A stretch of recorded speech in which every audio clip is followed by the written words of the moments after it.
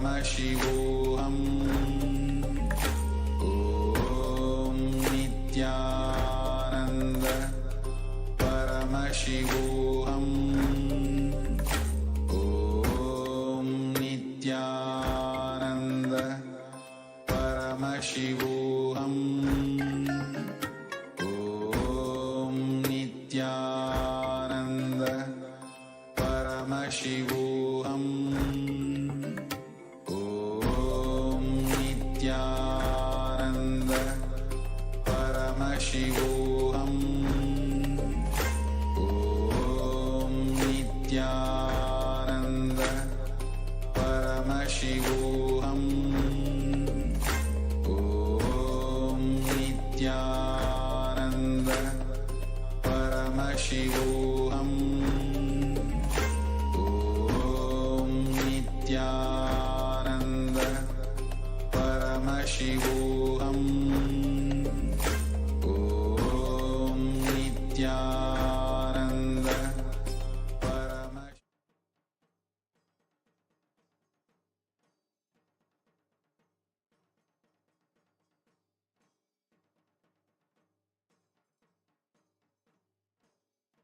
Nithyanandam, we welcome all the viewers and devotees to today's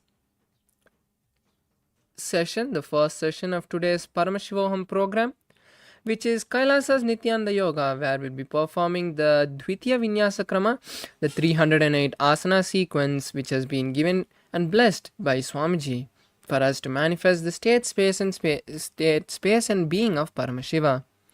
Now, before we begin this beautiful sequence of asanas, there are a few things that we need to set up, first of which is the Panchapatram and Uddharani.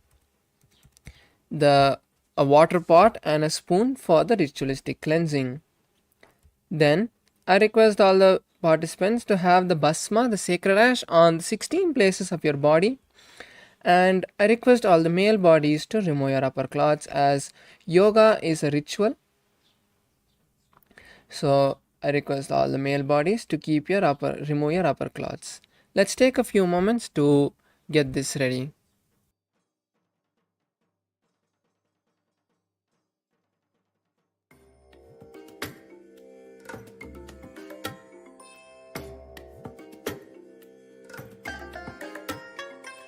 I bless you all.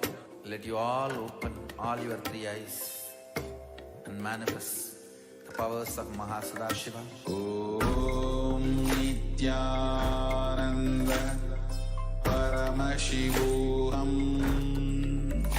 Om Nithyananda Paramashivoham. Om Nithyananda Paramashivoham. Om Nithyananda Paramashivoham. Om Nithyananda Paramashivoham. Om Nithyananda Paramashivoham. Om Nithyananda Paramashivoham. Om Nithyananda. Yes, now it's time. Let us enter into the Dvitiya Vinyasa Krama. Let's all sit straight with our head, neck and spine in a straight line. Bring your hands together in front of your heart center. Close your eyes. Visualize Swamiji. Take a deep breath and let's chant the Sadguru Vandanam. Nithyanandam Paramasukadam Kevalam Jnanamurtim Dvandvatitam Gagana Sadrisham Tattvamasya Ekam Nityam Vimalamachalam Sarvadi Sakshibhutam Bhavatitam Triguna-rahitam Sadgurum Tam Namami. Now we'll be chanting the Moola Mantra Om Ham Haum Shivaya Namaha 11 times internally. I'll be chanting it outside so that we can all chant along. Om Ham Hom Shivaya Namaha. Om Ham Hom Shivaya Namaha. Om Ham Hom Shivaya Namaha. Om Ham Hom Shivaya Namaha. Om Ham Hom Shivaya.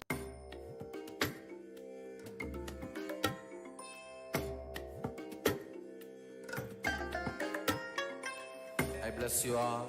Let you all open all your three eyes and manifest the powers of Mahā Sadashiva. Om Nithyananda Paramashivoham. Om Nithyananda. Yes, now let us perform the Achamanam, the ritualistic cleansing. Now sit with your head, neck and spine in a straight line and bring your Panchapatram and Uddarni, the water pot and spoon in front of you. Then we'll place our hands in Udbhava Mudra, which is bending the index finger to the middle of the palm, making a cup.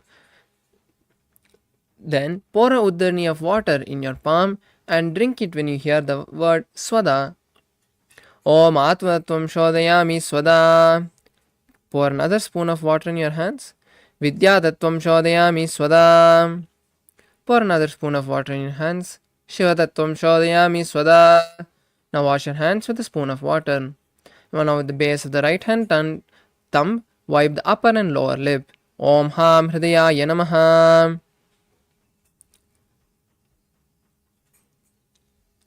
The next is with the index finger, middle and ring touch above the upper lip and below the lower lip, and with the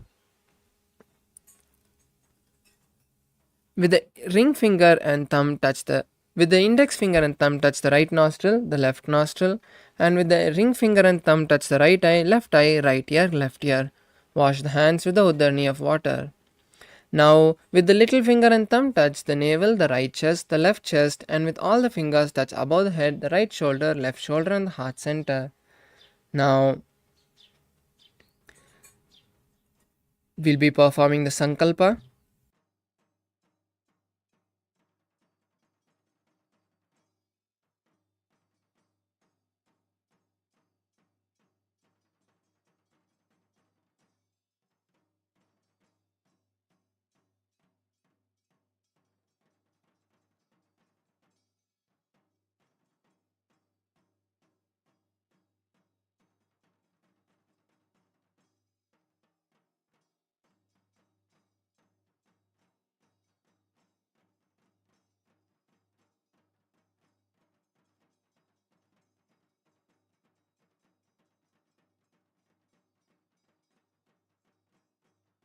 Now we'll be performing the Sankalpa.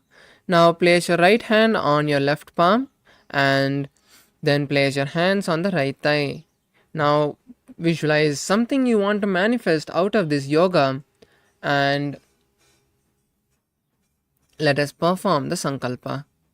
Om Mamo Partha Samasta Duridakshayadvara Bhagavat Shri Nithyananda Paramashiva Prityartam Shri Nithyanandeshwari Paramashiva Shakti Sameta Shri Nithyanandeshwara Paramashiva Prityartam Cha Adya Purvokta Evam Guna Visheshana Vishishtayam Asyam Shubhaditao Puranarogya Yukta Dragatra Yogi Sharira Siddhyartam Paramashiva Shakti Avishkarnatam Nithyananda Yoga Abhyasam Karishye Om Apaupasprisya. Now wash your hands with the Uddarni of water and keep the Panchapatram and Uddarni aside.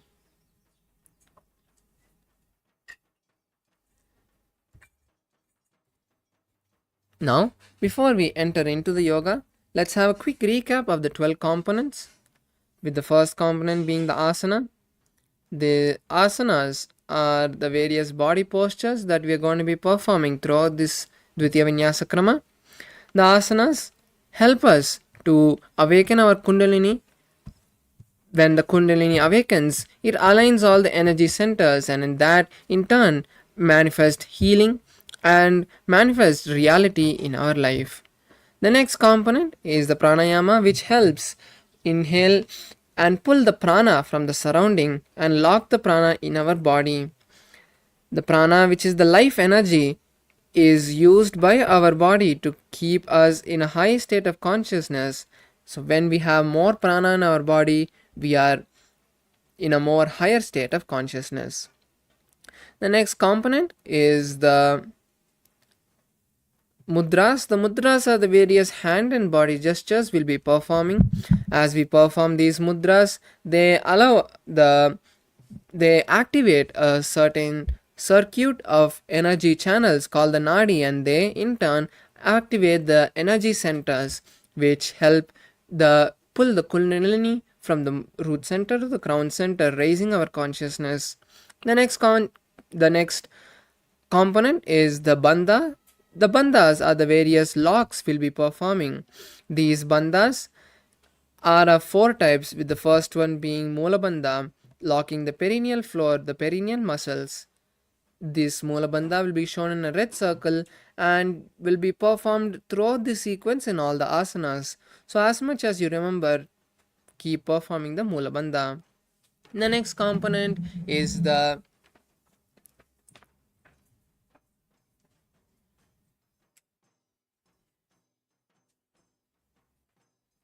next bandha is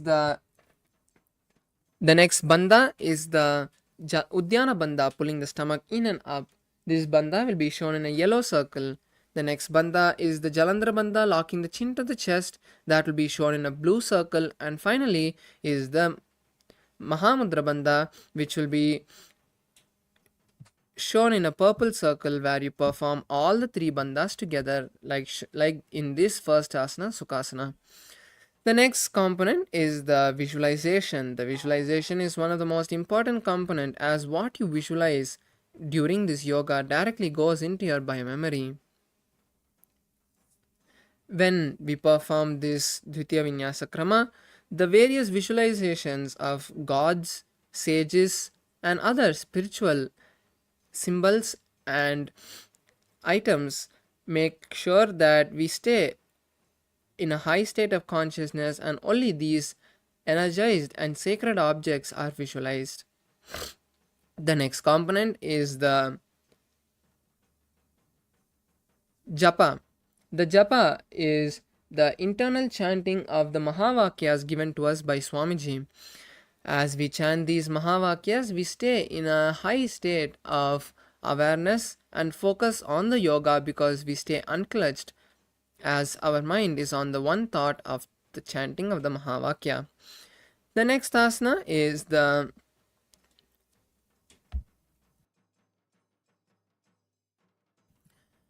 Karanas. The Karanas are the various dance postures we'll be performing as part of the yoga. These dance postures have been given to us directly by Paramashiva. So when we perform these dance postures, we embody Paramashiva itself, and it awakens various muscles and energy centers when we perform the Karna. The next component is the chanting of the Shastra Pramanas. The Shastra Pramanas are the authentic scriptural references that validate the authenticity of these asanas. The next component is the weights. You can use weights throughout this Dvitiya Vinyasa Krama to intensify the asanas. Next component is the Aushadha. The Aushadha is the various alchemy products and herbs that we'll be using. For this Dvitiya Vinyasa Krama, we'll be using three. First of which is the Basma, the sacred ash on the 16 places, the Kunkuma on the third eye, and turmeric on the temples. The next component is the Mandala. The Mandala are the various sacred geometries that have been given to us by Paramashiva. For the Dvitiya Vinyasa Krama, we'll be using this powerful Shri Yantra, which has been given to us directly by Paramashiva. When we gaze at the Shri Yantra through the process of quantum entanglement, the energies that have been embedded in the Shri Yantra directly get awakened in us. The next and the last component is the Abharana, the jewelry that we'll be using. For Dvitiya Vinyasa Krama, we'll be using the Rudraksha, as Rudraksha is very powerful energy bead that acts like a battery. We'll be using this Rudraksha in the Dvitiya Vinyasa Krama. Now that we had a quick recap, let's enter into the sequence itself with the first asana, Sukhasana. Now be in a cross-leg posture.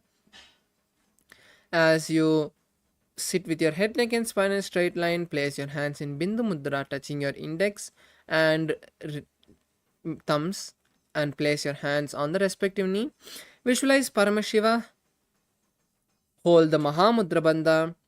Start performing the Samana Kumbhaka, which is inhaling, holding the breath, visualizing intense fire in your stomach, and then exhaling for the following asanas, and perform the Japa Soham in your inner space. Tatsukhasanamityuktam mashaktastat-samachare-asanam vijitam yena jitam tena jagatrayam. The next asana is Parvatasana. Now come to a seated posture with your legs in a cross leg or in Padmasana. Then bring the hands together in Namaskar Mudra and raise them above the head. Visualize the Mount Kailash and continue to hold the Mahā Mudra Bandha. Atava Kshemaha Deva Parvatasana Mangalam Yat Kritva Sthirarupi Syat Chakradi Vilopanam. The next asana is Halipavasana. Now interlace the hands behind the back and keep the soles of the feet together. Then slowly place the forehead on the ground behind the heels. Visualize Swamiji, gaze at the nose and perform the Mahā Mudra Bandha. Purvediyaho me jano ubhe bhagdali sampurtano pishtipachedo kalyavo dachinakar maghavo. The next asana is Nagi Pavasana. Now raise up and keep the legs in the same posture as you then place the hands near the shins with the palms cupped near the feet. Then lean forward and place the forehead on the heels. Visualize a snake in your inner space, gaze at the nose and perform the Mahā Mudra Bandha. Purabidi pari aga ne nicho hi kahuni panasyo lagai hat aga ne dharti lagave pasari do hat ki anjuli kare. The next asana is Kokilasana. Now raise up and hold the respective big toe in Prana Mudra, which is holding with the index and middle fingers. Then stretch the legs forward and up and keep the knees straight, and then cross your legs into Padmasana. Then place the elbows on the ground next to the knees and then perform the Mahā Mudra Bandha and visualize a bird in your inner space. Atanyadasanam vakshe yena siddho bhave naraha akasmad vayu sancharam kokilakyasanena cha. The next asana is Nithyananda. Now raise up and stack the knees and ankles as you hold the opposite elbows. Then circle your hand in one direction and then the other, visualizing Swamiji, gazing at the nose and continuing to hold the Mahā Mudra Bandha. Goda Baba Padiki Ahma Khilisoy Jatshirnako Varlauta Parigulpa Samoya. The next asana is Gajasana. Now come to a plank posture with the hips up high. Start scooping the body again and again, visualizing an elephant. Now hold the Moola Bandha and Udyana Bandha and visualize an elephant. Nujjam Padagre Bhoma Kritva Lambi Boyamastakagre Nidaya Nidamba Murda Munnamaya Nabi Laksham Bhomo Nasika Maniya. The next asana is Rikshasana. Now alternate lifting one heel and pressing the opposite heel on the mat. Repeat this again and again as you visualize a bear and perform the Udyana Bandha. Ekam Padamakun Jagadasanam Kuryat Rikshāsanam Bhavati. The next asana is Vaishyasana. Now come to a standing posture and then raise on to the tip of your big toes if possible, or at least on all the toes. Then bring the hands together, placing the index, middle and ring on the heart center in Hridaya Mudra. Visualize Swamiji in inner space and pull the stomach in and up in Udyana Bandha. Keshena Padrigulam Dadvatishte Dadomaka Vaishyavakshe Yatkritva Satyavan Bhavete. The next is Urdhvajanukarana. Now come to a half squatted position as you keep the knees slightly bent, heels touching and the toes pointed out. Bring the hands parallel to the ground in front of the heart center.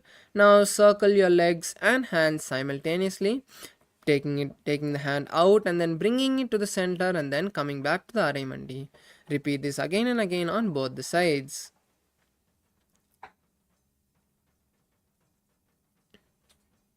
Yes, now relax as we move to the next asana, Bhalalingasana.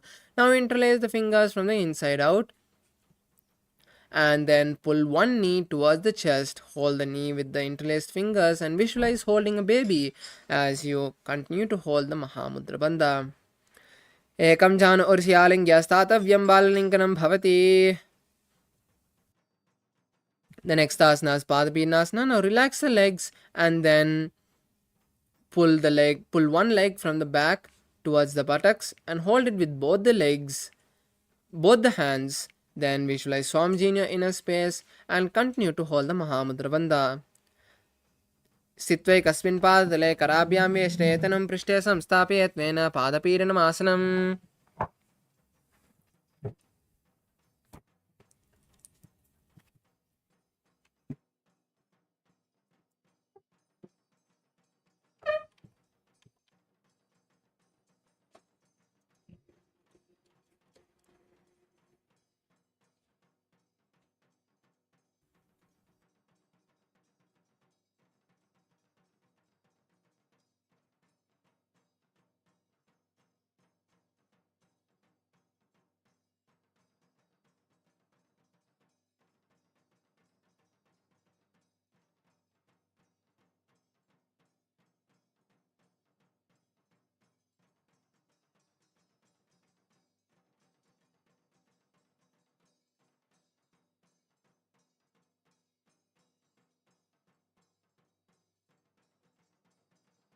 Yes, now we move to the next asana, Natarajasana.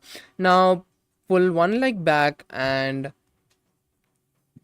then fold it with the respective hand from the inside and then pull it backwards and up. Then lean forward and stretch the hands. Other hand forward and place the fingers in Bindu Mudra touching the index and thumb. Visualize Lord Nataraja in your inner space.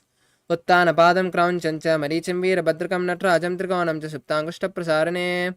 The next asana is Balalingasana on the opposite side. Now interlace the hands from the inside out in Sarva Shankari Mudra and pull one knee towards the chest and hold the raised knee with both the hands. Visualize holding a baby and perform the Mahamudra Bandha. Ekam jar osyalinga satavyam bhalalinganam bhavati. The next asana is Padapidnasana on the opposite side. Now pull the one leg towards the buttocks and hold it with both the hands. Visualize Swamiji and continue to hold the Mahamudra Bandha. Sthitvaikasmin padatale karabhyam veshtayatanam prishte samstapayatnena padapidnamasanam. The next asana is Natarajasana. Now pull one leg from the inside and pull it backwards and up. As you lean forward, stretch the opposite hand forward, placing the finger in Bindu Mudra. Visualize Swamiji in your inner space and hold the Mula Bandha.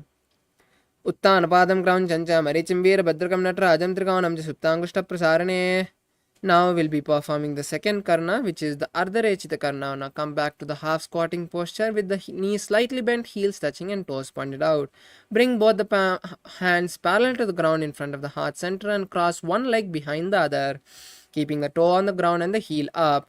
Then with the respective hand, start making a pendulum motion, swinging the hand backward and forth gracefully a few times.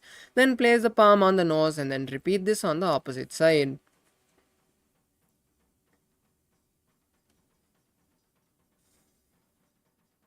Now we'll be moving to the skeleton dance. Intensely start shaking your body with no pattern in the way you move your body. Just visualize you are a complete structure of bones and all the laziness, tiredness and boredom is leaving your system, with Swamiji intensely filling it with the Paramashiva.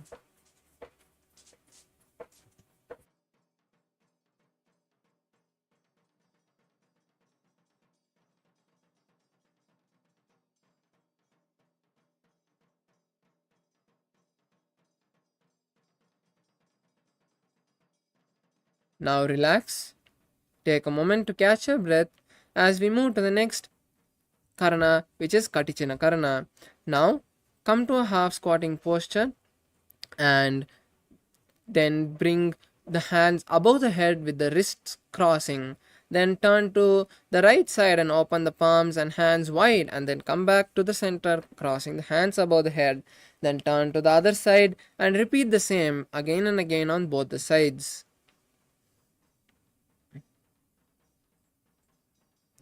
Yes, now we move to the next asana, Tadasana. Now come to a standing posture as you stand on the tip of the toes and raise your hands above your head with the palms facing each other. Visualize Swamiji in your inner space and visualize a palm tree in your inner space. Perform the Mahamudra Bandha and hold the japa Soham in your inner space. Mahamudra Bhadrakono Tadasana Vibhedakan Vinotanam Sada Kuryat Antarvatni Patipriya. The next asana is Uttanasana. Now lean forward and down as you lean forward and down. Place the hands by the feet with the head as close to the body as possible. Visualize Swamiji in your inner space. Perform the Mahamudra Bandha and hold the new japa Shivoham in your inner space. Mahamudra Bhadra Kono Tadasana Vedakan Vinotanam Sada Kuryat Antarvatni Vadipriya. Next asana is Tarakshvasana. Now come to a plank posture and keep the hand shoulder width apart with the chin tucked to the chest in Jalandhara Bandha. Turn your head from side to side and visualize Swamiji in your inner space. Gajasana Vastitva Mastakam Varam Varam Dakshina Kuksham Savya Kuksham Naye Tarakshvasanam Bhavati. The next asana is Bhujangasana as you slowly lean forward and down onto the mat on your stomach and keep the hands by your chest. Then raise the upper body with the strength of the lower back and open your mouth wide and inhale through the hollow of the mouth and then exhale through the nose in Bhujangini Mudra. Visualize a cobra in your inner space. Angushthanavi paryantam adobhuma vininniset karambhyam chidran dhrita udashisha panivahi.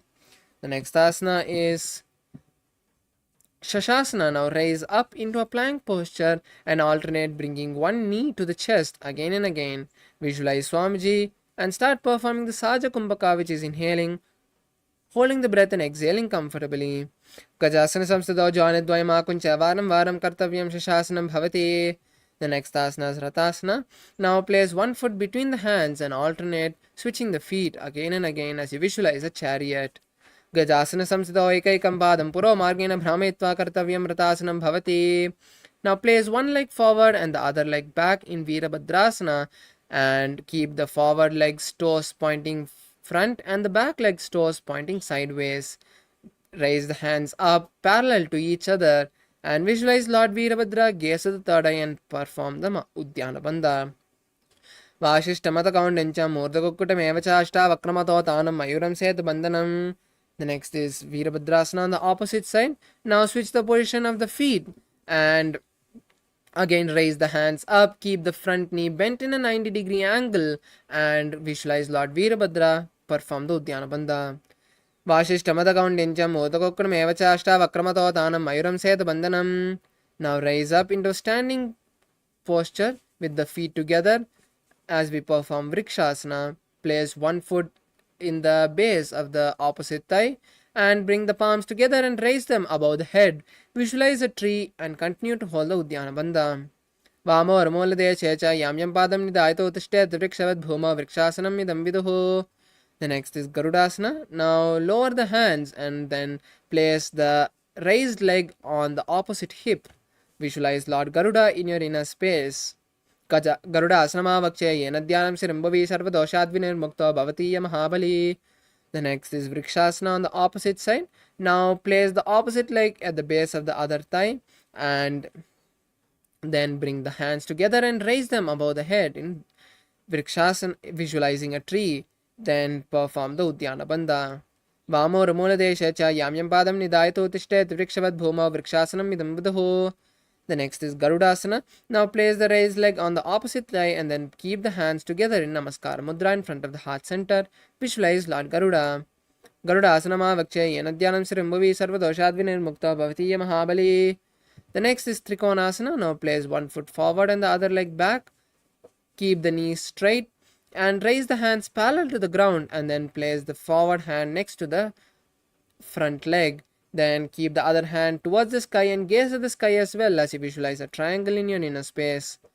Tanapadam Crown Chancha Maricham Veera Bhadrakam Natrajam Trikonam Cha Suptangushta Prasarane.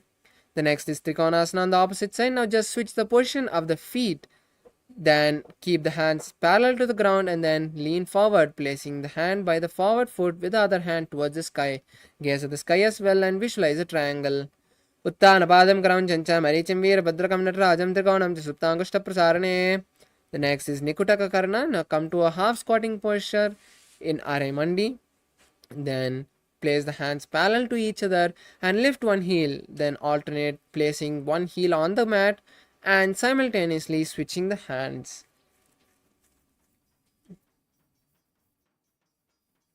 relax. Now we move to the next asana, Angushtasana. Now squat on your heels and keep the knees together and hands together in front of the heart center. Visualize Swamiji and start performing the Brahmari Kumbhaka of the following asanas, which is inhaling and exhaling, making a buzzing sound like a bee. Visualize Swamiji in your inner space. Kabanda asanamityāhu gorakshāsnam evacha angushtamushtikam yayam brahmaprasaditam tata. The next is Saurasana. Now stretch one leg forward and keep the hands by the side with the palms facing forward. Visualize Swamiji in your inner space. Prasarekam bhatalam samstapyatveka padakam. The next is Vidhunanasana. Now keeping the legs in the same posture, lean forward and hold the stretched legs, big toe with the respective hand in Prana Mudra, and hold the back leg's heel with the respective hand. Visualize Swamiji in your inner space and hold the new japa Sadashivoham in your inner space. Gulpastito padamekam prasarya tatpadakam samsaya tatkarena gulpam chanyam dharya tatkarena dhunam pitam chabise chobayatra. The next asana is Saurasana on the opposite side. Now pull this foot inside and stretch the other foot forward. Keep the hands by the side with the palms facing forward in Varamudra. Visualize Swamiji. Prasarekam patalam samstapyatveka padakam. The next is Vidurvanasana on the opposite side. Now hold the stretch forward leg with the respective hand in Prana Mudra and hold the back leg heel with the respective hand. Visualize Swamiji. Kulpastito padamekam prasarya tatpadakam samsaya tatkarena. Now we move to Brahmajarunkashasana. Now bring both the feet back under and sit on both the heels with the knees wide apart. Place the back of the hands on the respective thigh. Tuck the chin to the chest and gaze at the floor. Visualize Swamiji in your inner space. Do panapani hoy vese edi do goda nivese korpakadalya ki mahili aisamahera semili. The next is Kapilasana.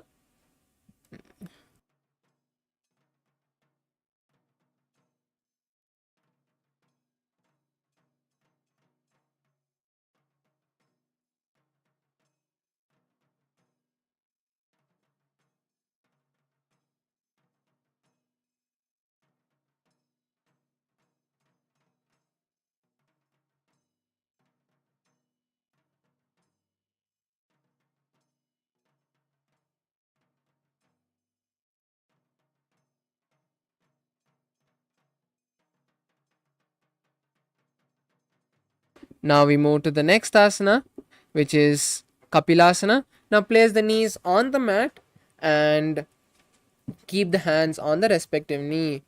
Visualize the great sage Kapila, gaze at the nose and perform the Uddiyana Bandha.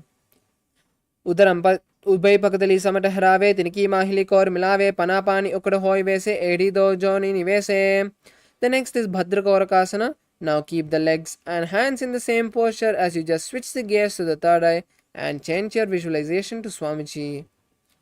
Do pakadali samput kare korvarli bhu padidare korvarli rake ese tabri mola dwarti bese. The next is Suryasana. Now raise the knees off the ground and keep the soles of the feet together as you sit on the heels. Now place the little finger and thumb together and open the palms wide like a lotus and raise the hands above the head, gazing and gaze through the gap of the palm. Visualize Lord Surya and perform the Uddiyana Bandha. Edi do gudatariyanet panapani betik puditane goda jangar adrikare rahe ade bamisi vidigahe. The next is Mandukasana. Now place the knees on the ground and sit on flat heels. Place your hands on the respective knee.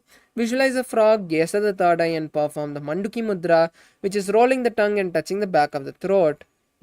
Continue to visualize the frog. Pada Lauprishta Deshe Angushtadwej Samsprishya Jano Vigram Puraskritya Sadhet Bandakasanam. Now we perform Uttana Bandakasana as you raise the hands above the head and cross it behind your back, touching the opposite shoulders. Visualize a frog, gaze at the third eye, roll the tongue and touch the back of the throat and perform the Uddiyana Bandha.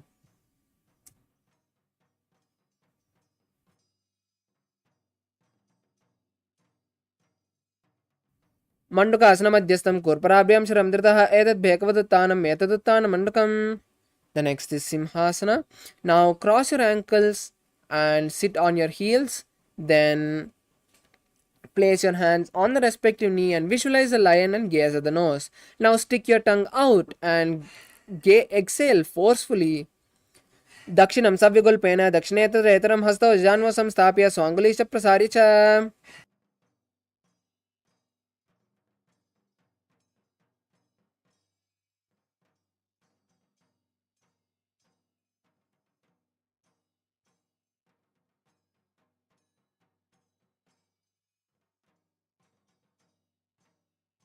The next asana is Bhadrasana. Now, uncross your ankles and sit on your flat heels. Then, cross your hands behind the back and hold the opposite big toes in Prana Mudra. Tuck your chin to the chest in Jalandhar Bandha. Gaze to the nose and visualize Swamiji. Kulpam Chavrishna Syado Yukramena Samahida Padang Gustokarabhyam Chadrita Japista Deshataha. The next asana is Kakabusandi Asana. Now, come to a squatting posture as you keep both the feet together flat on the mat. Now from the inside, wrap your knees around and interlace your fingers behind the back. Visualize a crow, gaze at the nose.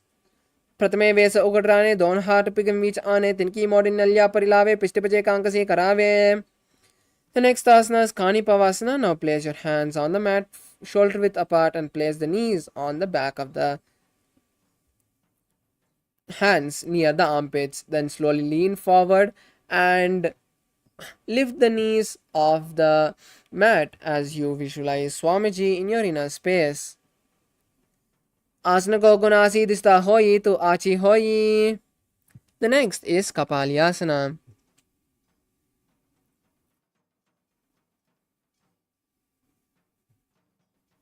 Now place the hands on the mat and keep the forehead also on the mat, making a triangle with the hands and knees. Then place the knees on the hands, and as you find balance,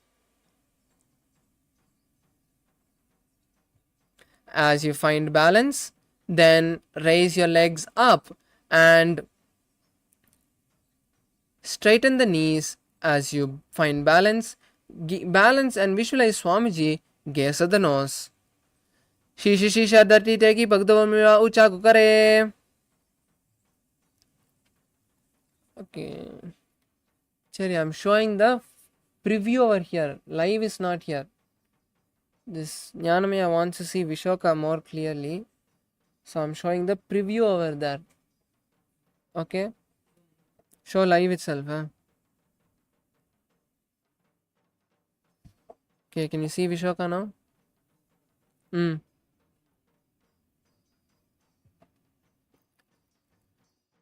Now, we move to the next asana, Parshamayurasana. Now, come to a squatting posture and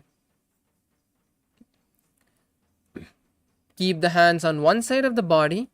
Then align the elbows and hips to one side, and then lean onto the hands, stretching the legs to the opposite side. Visualize a peacock and gaze at the third eye. Mayuram dandavat kuryat, Mayuram danda namakam kuryan, Mayuram parshabhyam, Mayura parsha namakam. The next is Parshamayurasana on the opposite side. Now again come back to the squatting posture and place the hands on the opposite side of the body, aligning the hands to the hips and knees. Then lean onto the hands and stretch the legs to one side of the body, visualizing a peacock and gazing at the third eye. Mayuram dandavat kuryan, Mayuram danda namakam kuryan, Mayuram parshabhyam, Mayura parsha namakam. The next asana is Bhairagnathasana. Now, from this asana, we'll be performing the Rechaka Kumbhaka for the following asanas, which is completely exhaling, holding the lungs empty comfortably, and then inhaling. Now, place one foot between the palms with the knee outside of the hands. Visualize Lord Kalabhairava and gaze at the third eye. Asana Koganapiti Jayi. Now we perform Bhairagnathasana on the opposite side as you place the opposite leg between the palms with the knees outside the hands. Bring your hips forward and keep the knees off the ground as you visualize Lord Kalabhairava and gaze at the third eye. Asana Koganapiti Jayi. The next is Unmukha Pitasana. Now come back to a tall plank posture as you place the forearms on the mat. Keep the hips up high, visualize Swamiji and gaze at the third eye. Bonyastau Jani Hastau Chatushpada Vanmukam Utta Pitangri Glat Chatushpada Viruka. Now come to a tall plank posture again as we perform Vashishtasana on one side, Roll onto one arm and place the opposite arm straight towards the sky. Gaze at the sky as well and visualize the great sage Vashishta. Urdu Kukkuda Vashishta Marichahala Matchakam Parivrittam Chodarasya Vividam Dharnarasanam. Now we'll perform Vashishtasana on the opposite side as you roll onto the other arm and keep the opposite arm towards the sky. Gaze at the sky as well and visualize the great sage Vashishta. Urdu Kukkuda Vashishta Marichahala Matchakam Parivrittam Chodarasya Vividam Dharnarasanam. Now we'll perform Anjani Asana. Come to a seated posture with your hands tucked under your buttocks. Keep the toes pointed up and visualize Lord Hanuman. Tuck the chin to the chest in Jalandhara Bandha and gaze at the nose. दो करा की ube हथेली कौरवारली मेले भेली सो आगाने भूपरिदासे आगा में अंगुली मिरासे. The next is Pachimatanasana. Now lean forward and down, placing the forehead on the knees. Hold the respective big toe in Prana Mudra and bring your body as low to the feet, as close to the feet and legs as possible. Visualize Swamiji in your inner space and perform the Mahamudra Bandha. Jano parillatam tu paschimam tanam uchite yena kena prakarena sukham dharyam cha jayate. The next is Ugrasana. Now rise up and interlace the hands behind the neck. Then slowly lean forward and down and place the elbows outside of the knees with the head to the knees. Visualize Goddess Kali and perform the Udyana Bandha. Hold the new japa Mahā Sadashivoham in your inner space. Swapanipyandharam Ditva Janoparishi Set Asanam Grividam Proktam Bavedanil Deepanam. The next is Marichi Asana. Now pull one foot close towards the perineum and keep the knee raised. Now from the inside wrap the knee and interlace both the hands behind the back. Visualize the great sage Marichi in your inner space. Uttanapadam Crown Chancha Marichim Veerabhadrakam Natarajam Triganam Chasuptangushta Prasarane. Now we perform Mahamudrasana on the opposite side. Now place the raised knee on the ground and lean forward and hold the stretched leg with both the hands. Visualize Swamiji, gaze at the nose and perform the Mahamudra Bandha. Mahamudram Pravakshami Tantresmin no Laveyam Prabhisiddha Siddham Cha Kapiladhya Puragataha. The next is Marichi Asana on the opposite side. Now stretch the bent leg and bend the opposite leg towards the perineum, keeping the knee straight. Now from the inside wrap the raised knee and interlace the fingers behind the back. Visualize the great sage Marichi in your inner space. Tanapadam Crown Chancha Maricham Veerabhadrakam Natarajam Triganam Chasuptangushta Prasarane. Now we perform the next, which is Mahamudrasana on the opposite side. Now relax the raised knee on the ground and hold the stretched leg with both the hands. Visualize Swamiji, place your forehead on the knees, gaze at the nose and perform Mahamudra Bandha. Mahamudram Pravakshami Tantresminna Vallabe Yam Prabhisiddha Siddham Cha Kapiladhya Puragataha. The next is Bhadrasana 2. Now bring the soles of the feet together and keep the feet close to the perineum. Hold the soles with both the hands. Visualize Swamiji and gaze at the third eye. Gulpo Drashravishnasyada Shivanya Pashvyakshibet Pada Pashvena Panabhyam Dhritam Badvastu Nichalam. The next is Gwalipavasana. Now pull the legs slightly away from the perineum and place the hands on the respective knee. Tuck the chin to the chest in Jalandhara Bandha and gaze at the nose. Purachar par chok kahyo sohi vahi vidyo ki jiso yame edi binna jarase angal atarantarase. The next is Joni Asana. Now pull the feet back to the perineum and hold the soles with the respective hand. Place the elbows on the ground as you slowly lean forward and place the forehead on the feet. Visualize the Yoni Mandala, gaze at the nose. दो पगदली संपुट करे सो AD made के डिंग अदरे अर्धहांत को अंतर रासे लाट पगदलिया उपरदासे. The next asana is Mirikipasana. Now raise up and pull the feet away from the perineum. Stretch the hands to the side parallel to the ground and then place them on the knees. Visualize Swamiji, gaze at the nose. Purabedi Paripargadali Samput Soli Edi Milirase Yediasu Mahilikani Angulado Artel Latdar Tilagave. The next is Siddha Samadhi Asana. Now raise up and pull the feet to the perineum. Insert the hand underneath the shins with the palms facing up. Visualize Lord Surya and gaze at the nose. दो पगदली संपुट करे soul में आगा में धरे अंगुल utter अंतरोरा से Aedes को ऐसे विदिता से. The next is Chinikipavasana. Now raise up and remove the hands from under the shins and hold the respective feet with the thumb touching the sole and the fingers outside. Now open the feet like a book and place the elbows on the knees. Visualize Swamiji and gaze at the nose. दो पगतली AD धरती मगवा made लगावे पगतली माहिली कर अंगूठा सदस्य जोड़े. The next is Charapati Chokasana. Now rise up and place the soles of the feet as close to the perineum as possible and keep the hands on the respective knee as you gently press the knee to the mat. Visualize Swamiji, gaze at the third eye and perform the Udyana Bandha. दो पगदली संपुट धरती आगाने Gajjar jar पसारे घोड़ा बूसो लगता रासे हाथ दो घोड़ा परिदासे. The next is Bhairavasana. Now pull the feet close to the perineum, lift the heels off the mat. You can use the hand support if you need. Place the toes on the mat. Keep the knees on the mat if you can, and the fingers in Bindu Mudra on the respective knee. Perform Udyana Bandha. Visualize Lord Kalabhairava and gaze at the third eye. Golpo Sampidichan Yukremena Samahitaha Janopashakata Hasto Dandavat Bhairavasanam. The next is Samanasana. Now relax your soles and place one foot by the perineum and raise the other foot towards the chest. Visualize Swamiji in a space and gaze at the third eye. Continue to perform the Rechaka Kumbhaka. Samanasana Vakshe Siddhamantra Sadhana Deka Murog Tattva Guhyonyan Lingavatrake. Next we perform Apanasana. Now place the raised foot on the respective shoulder and stretch the opposite leg forward and up towards the sky. Keep the hands by the side for balance and visualize Swamiji, gaze at the third eye. केवलं पादमे कंचस् कंदे चारप्यतः एकपादेन कृग्ने तिष्ठेदन्तप्रभो.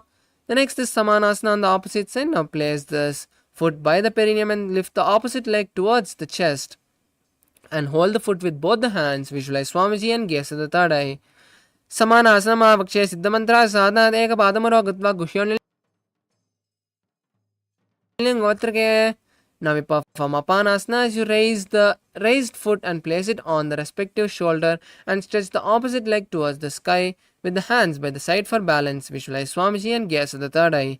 केवल पादमे कंचस् कंदे चारिप्यतः एकपादेन गगने तिष्ठेदन्तवत्प्रभो. Next we perform Gomukhasana. Now cross the feet and stack the knees in the center of the body. Keep the heels outside of the hips. Interlace the hands and place them on the top knee. Visualize a curve and gaze at the nose. Start performing the new Kumbhaka for the following asanas, which is Seetkari Kumbhaka. Inhaling through the clenched teeth and exhaling through the nose. Hold the new japa Om Nithyanandoham in your inner space. Savya Dakshinagul Panto Prishtva Pashve Niyoje Dakshine Pita Savyam Ghomakam Ghomakam Yata. Next is Anusuyasana. Now keep the legs in the same posture as you hold the opposite big toes in Prana Mudra. Then pull your stomach in and up in Udyana Bandha and visualize Rishikanusuya as you gaze at the nose. Dachin Goda Niko Tane Vamota ke Upar Ane Goda Sandhi Milavi Bhari Ada Puni Bedide Sandhi Pasari. The next is Anusuyasana 2. Now interlace the hands behind the back and lean forward, placing the nose. Try to touch the nose to the ground. Visualize Rishikanusuya and gaze at the nose. Jimana Goda ki Sandhi Uparidava Goda ki Sandhi Milavi Rase Goda Solye Pagdalya Lo Advai Sudarase. The next is Garudasana 2. Now rise up and place one foot by the perineum and the other foot flat with the knee by the chest. Then visualize Lord Garuda. Place the hands on respective knees and gaze at the nose. Dava Pagumodi Yeri Mahilam Gulpamula Dwarni Chede Besi Jimini Pagilai Dati Teke Uncho Uborase. The next is Nardasana. Now sit on the heel touching the perineum and interlace the hands outside behind the neck and turn outside the raised knee. Visualize Lord Garuda and gaze at the nose. Pishtijama Pagdali Keri Bubrida Hilaga Veperi Goda Subopano He Joy Dajapasitira Sesoyi. The next is Matsyapitakasana. Now place the heel you're sitting on the opposite knee and keep the other knee raised. Then with the hand of the raised knee, hold the respective toe and with the other hand hold the shin outside of the leg which is placed on the opposite thigh. Visualize the fish avatar of Lord Vishnu. Vamen Vamangushtando Grihitam Matsyapitakam Yoni Vamen Sampidya Medharupadakshunam. Next we perform Gomukhasana on the opposite side as you again stack the feet, crossing them and keeping the heels outside of the hips. Interlace the hands and place them on the top knee and visualize the face of a cow, gaze at the nose. Savya Dakshinagul Panto Prishtapashve Niyoje Dakshine Pita Savyam Ghomakam Ghomakam Yatha.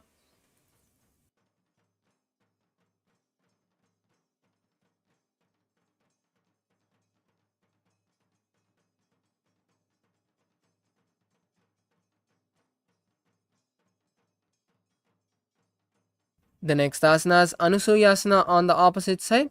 Now hold the opposite big toe in Prana Mudra and perform the Uddiyana Bandha. Visualize Rishika Anusuya in your inner space. दक्षिण गौड़ नीकोट आने वामोट आगे ऊपर आने गौड़ा संधि मिलावे भारी आड़ा पुनि पड़ी दे संधि पसारी.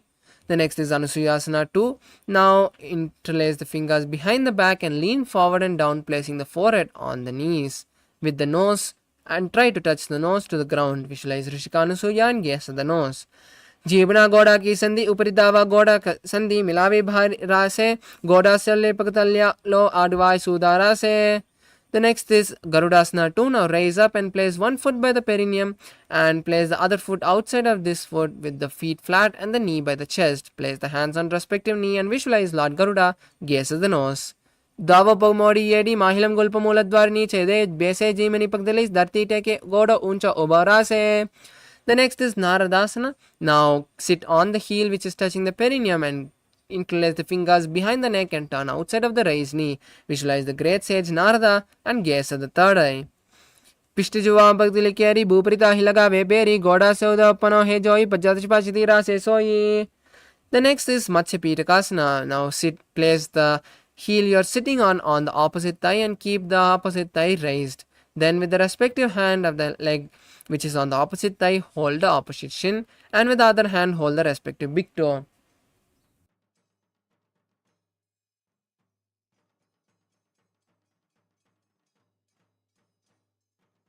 वामेन वामांगुष्टन्तो गृहीत्वं मत्स्यपीठकं योनि वामेन सम्पीड्य मेधारपरिरक्षणम्. Now we move to the next asana, Matsyendrasana. Now keep one leg on the opposite thigh and bend this opposite thigh. Then turn outside of the raised knee and keep the hand on the respective ear with the other hand flat on the mat behind. Turn back and gaze at the third eye. Visualize the great sage Matsyendranatha. उदरं पश्चिमाभासं कृत्वा तिष्ठति यतनः नम्राङ्गम्बामवादं हि दक्षजानुपरिन्यसेत्. The next is Kubasana. Now place the hand, hold the opposite big toe in Prana Mudra and place the hand which is back on the respective ear. Visualize a camel, gaze at the third eye. Asana Kogana Jolo Jaye. Next asana is Matsyendrasana 2. Now place the hand which is touching the respective ear back on the mat behind you. Continue to gaze backwards and towards the third eye as you visualize Matsyendranatha. Matsyendrapitam Jharapratipam Pachandrakmandala Kandanastram Adhyasadak Kundalini Pravotam Dandasvidam Hipumsam. The next is Matsyendrasana on the opposite side. Now switch the position of the feet and turn outside of the raised knee. Then place the hand on the respective ear and the other hand back on the ground. Turn backwards, gaze at the third eye and visualize Matsyendranatha. Udaram Paschimabhasam Kritva Tishniti Yatnataha Nambrangam Vamapadam Hi Jakshajanoparinyaset. The next asana is Kubasana. Now hold the opposite big toe with Prana Mudra with the hand touching the respective ear and with the hand which is behind touch the respective ear. Now visualize a camel and gaze at the third eye. Asana Gogana Jolo Jaye. The next asana is Matsyendrasana 2. Now place the hand which is touching the respective ear back on the mat and visualize the great sage Matsyendranatha, gaze at the third eye. Matsyendrapitam Jatrapradeeptam Prachandrakmandala Kandanastram Abhyasatak Kundani Prabodham Dandastad Hidadahi Pumsam. The next asana is Padmasana. Now place the feet on opposite thighs and keep the palms on the respective knee. Visualize Lord Shiva.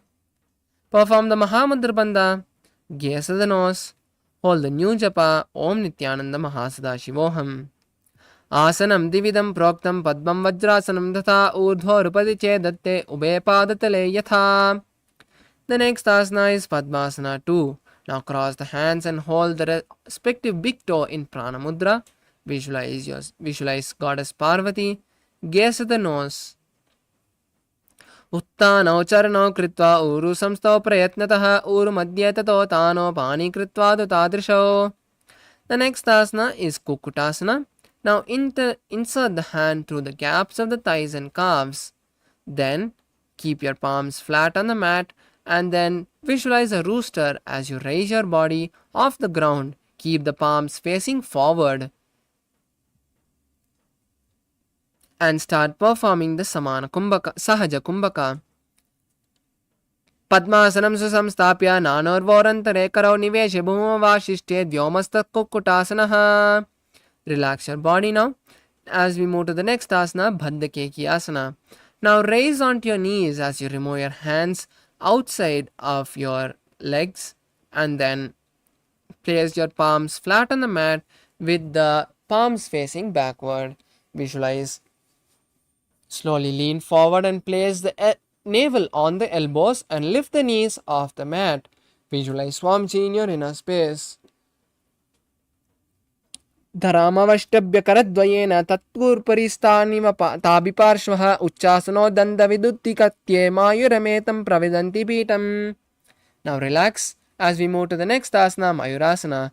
Now remove the Padmasana and come to a kneeling posture and continue to keep the hands on the mat.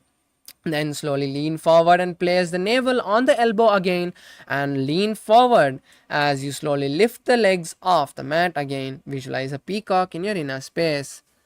Ata vakshe mahadeva mayurasanamuttamam bhumo nipatya hastaudva kurparopari dehakam. Now lie down on your stomach. Interlace the hands behind the back. Stretch the feet outside with the toes relaxed on the ground. Take a moment to catch your breath after this intense sequence of asanas. As you visualize a crocodile, continue to perform the Sahaja Kumbhaka. आद्याससेते हृदयं निधाय भूमौ च पादौ च प्रसार्यमानो शिरस्य कृत्वा करदण्डयुग्मे देहाग्निकारं मकरासनं तत्. The next asana is Shalabhasana. Now place your hands by your chest and with the bring the legs close together and from the thighs lift the legs off the mat as you balance on your navel. Visualize a locust in your inner space.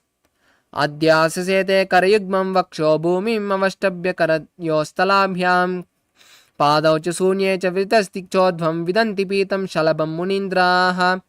The next asana is Ushtrasana. Now bend the knees and place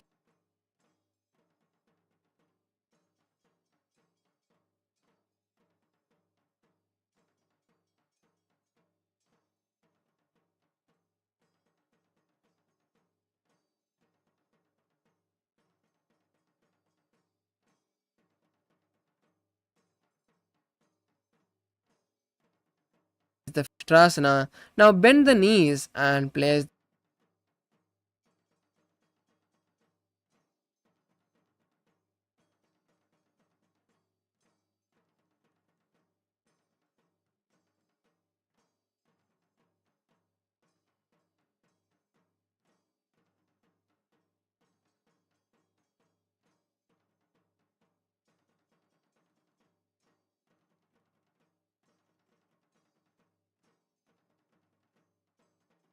the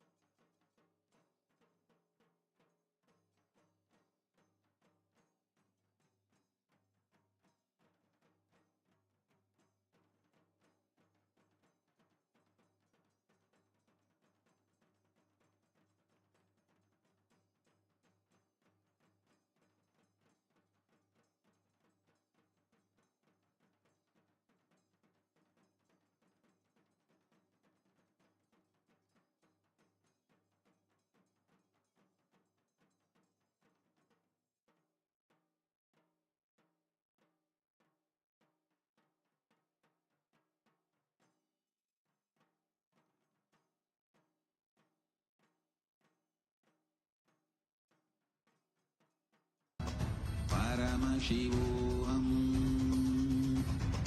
Om Nithyananda Paramashivoham. Om Nithyananda Paramashivoham. Om Nithyananda Paramashivoham. Om Nithyananda Paramashivoham.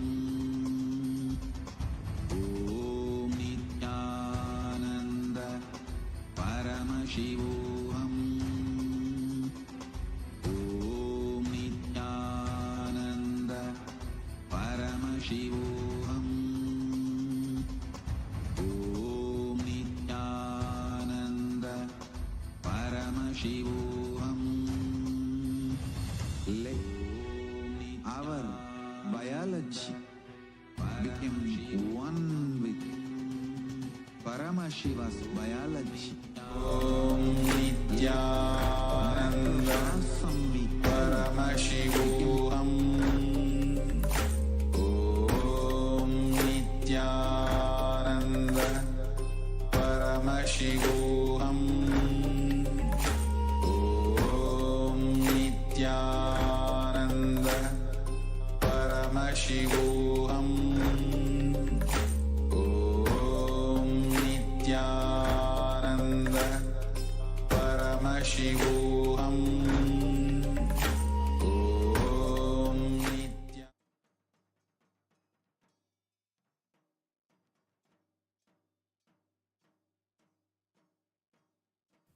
Sorry for the technical glitch. Let us now continue with the next asana, Dhanurasana. Now lie on your stomach and bend your knees and hold the respective knee from the inside. Then pull your legs up and chest up simultaneously, bending the back as much as you can, visualizing a bow.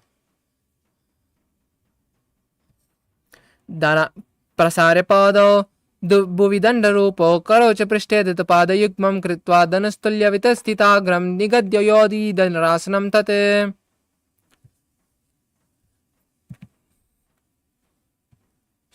What is this?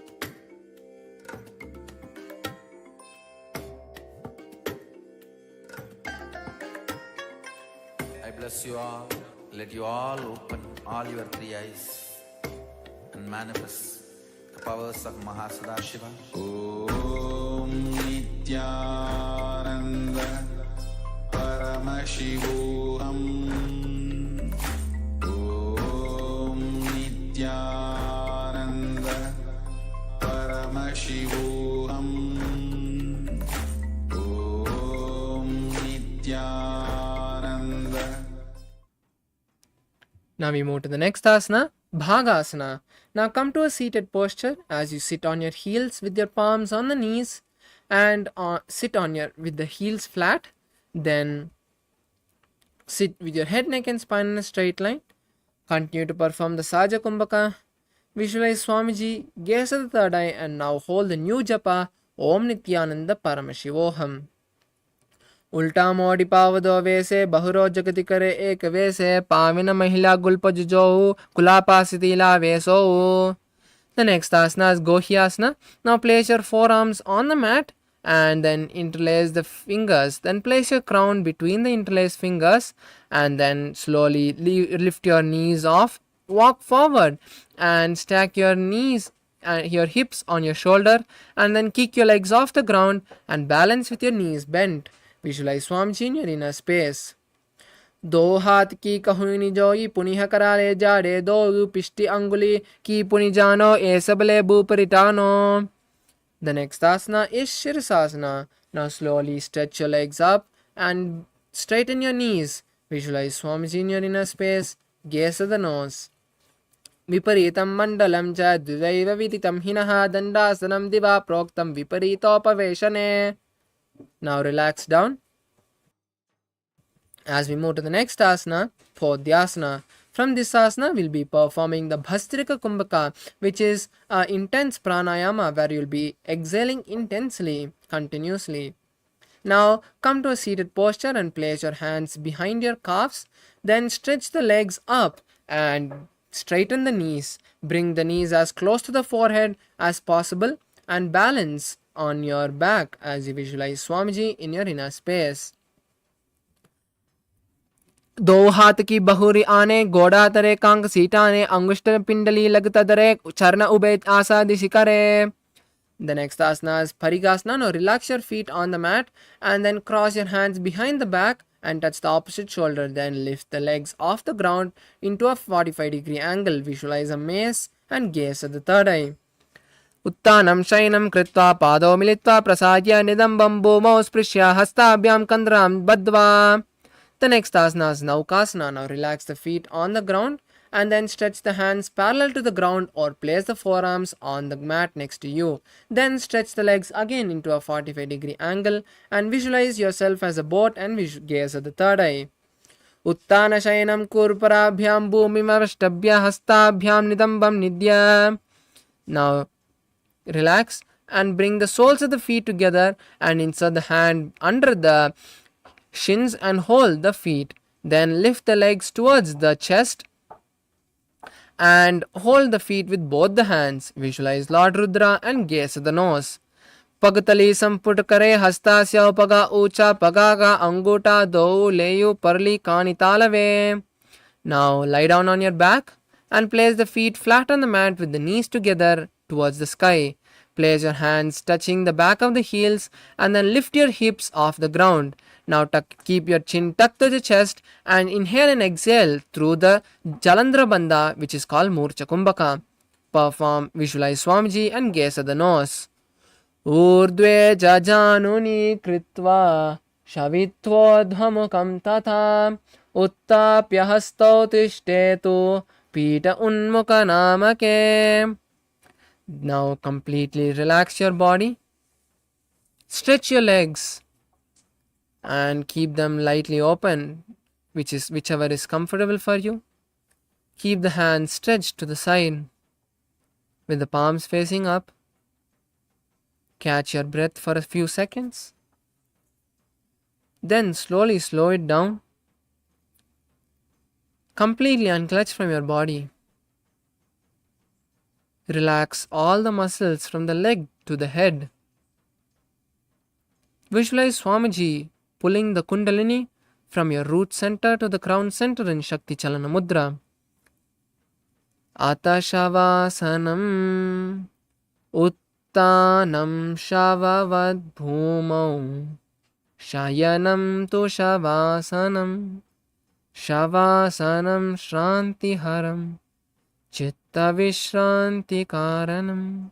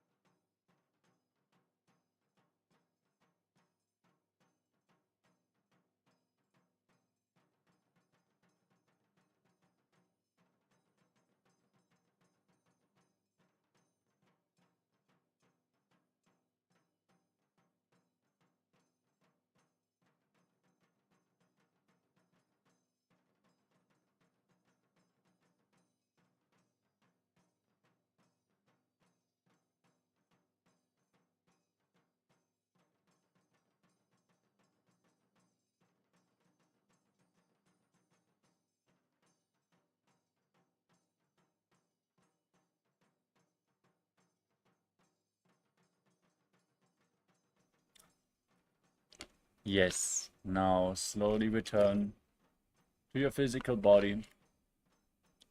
Start to wiggle your fingers and toes, your wrists and your ankles, your elbows and your knees.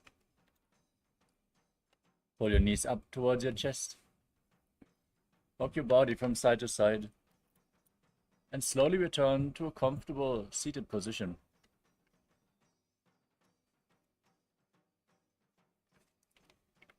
Congratulations, you completed the Pratama Vinyasa Krama, the first 108 asanas of this sequence. Now we are going to continue the Ditya Vinyasa Krama with the next asana of the sequence, which is Yathasanishthasana. Now sit in a posture that brings ease to your physical and mental space. Any comfortable position is good. Just place your hands on top of the knees in Bindu Mudra with index and thumbs together. Visualize Swamiji in your inner space. Breathe in Samana Kumbhaka. Fill your stomach with prana and visualize a flame rising up your spine. Form the Mula Bandha and internally chant Om Nithyananda Paramashivoham as you visualize Swamiji in your inner space. Paryankam tat samakyatam yata samstam yata astitihi.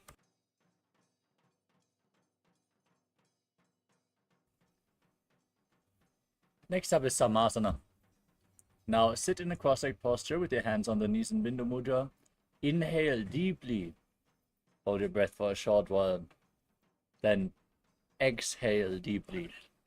Keep inhaling and exhaling deeply as you visualize Swamiji in your inner space.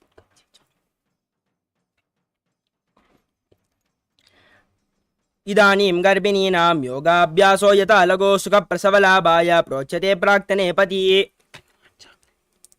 Next up is Muktasana. Now place the left foot against the genital region and place the right foot over top of the left. Keep your hands facing down on the knees as you gaze to your nose and visualize yourself as a sage liberated by the Supreme Pontiff of Hinduism.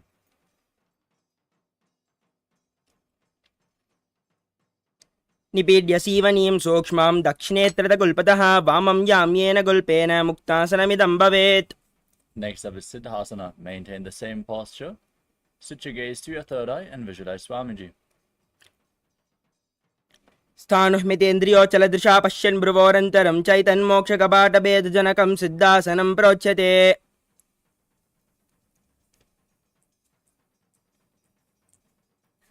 The next asana is Siddhyasana.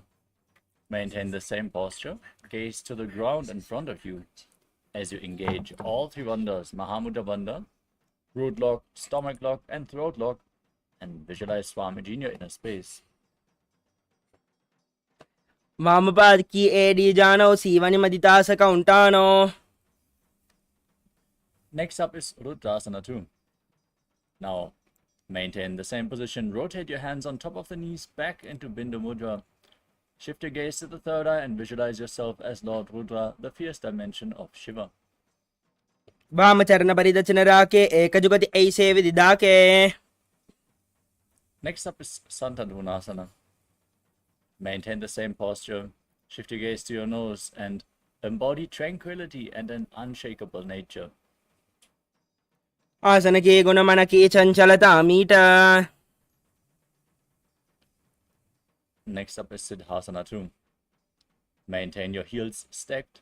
Bring your hands towards the navel and cup your palms in Samputta Mudra, resembling a lotus flower, as you visualize Swamiji in your inner space, and keep performing Samana Kumbhaka. Breathe deeply into your stomach, hold your breath, and visualize a flame rising up your spine in Siddhasana 2.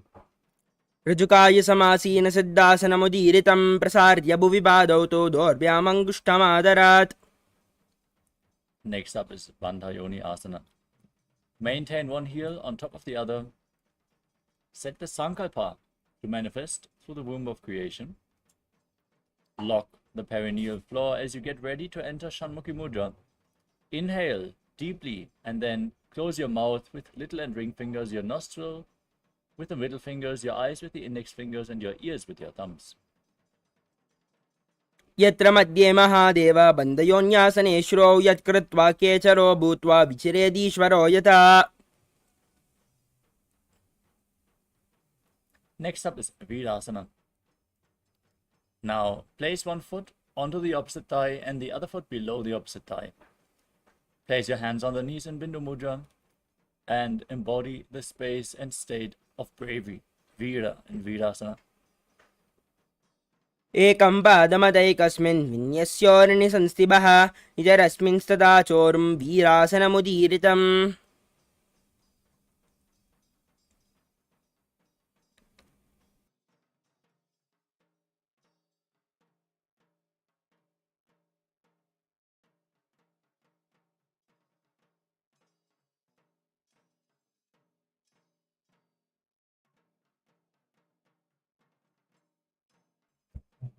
The next asana is Valmikasana. Now maintain the same posture. Place your hands on the knees in Bindu Mudra, gaze up towards your third eye, and visualize the great sage Valmiki, poet and author of Ramayana. दावा पगाकी पगतली पुनि एड़े है Zoya.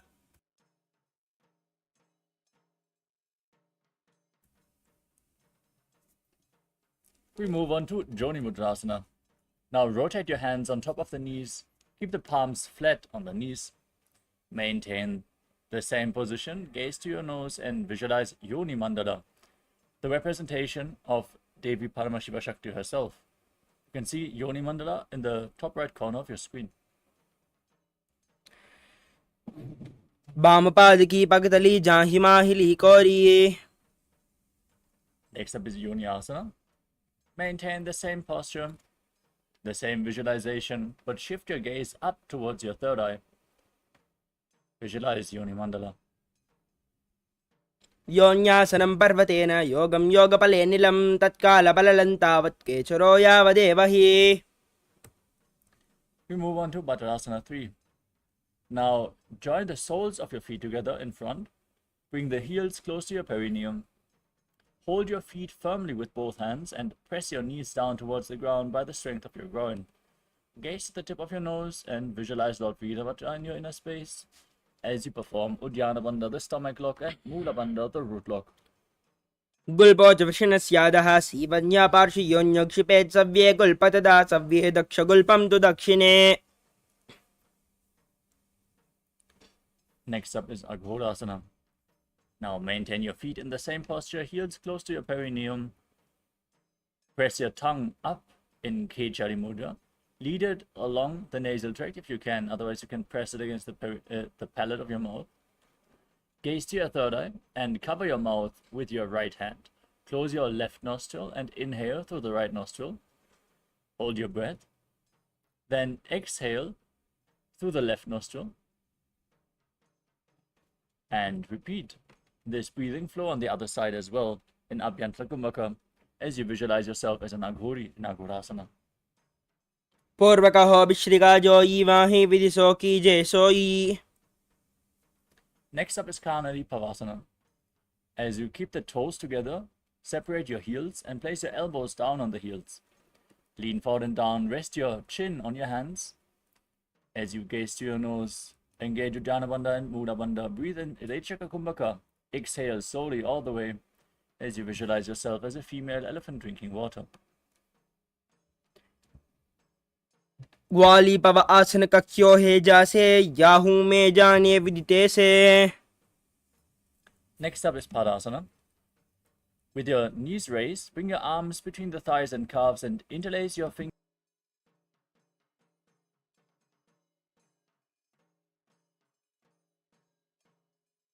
in front in Parashamudra. Gaze to your nose and visualize Swamiji in your inner space. ततोर्ध्वं रेचयेद् वायुं मृडनिश्वास संयुतम्. We move on to Gopi Chandasana.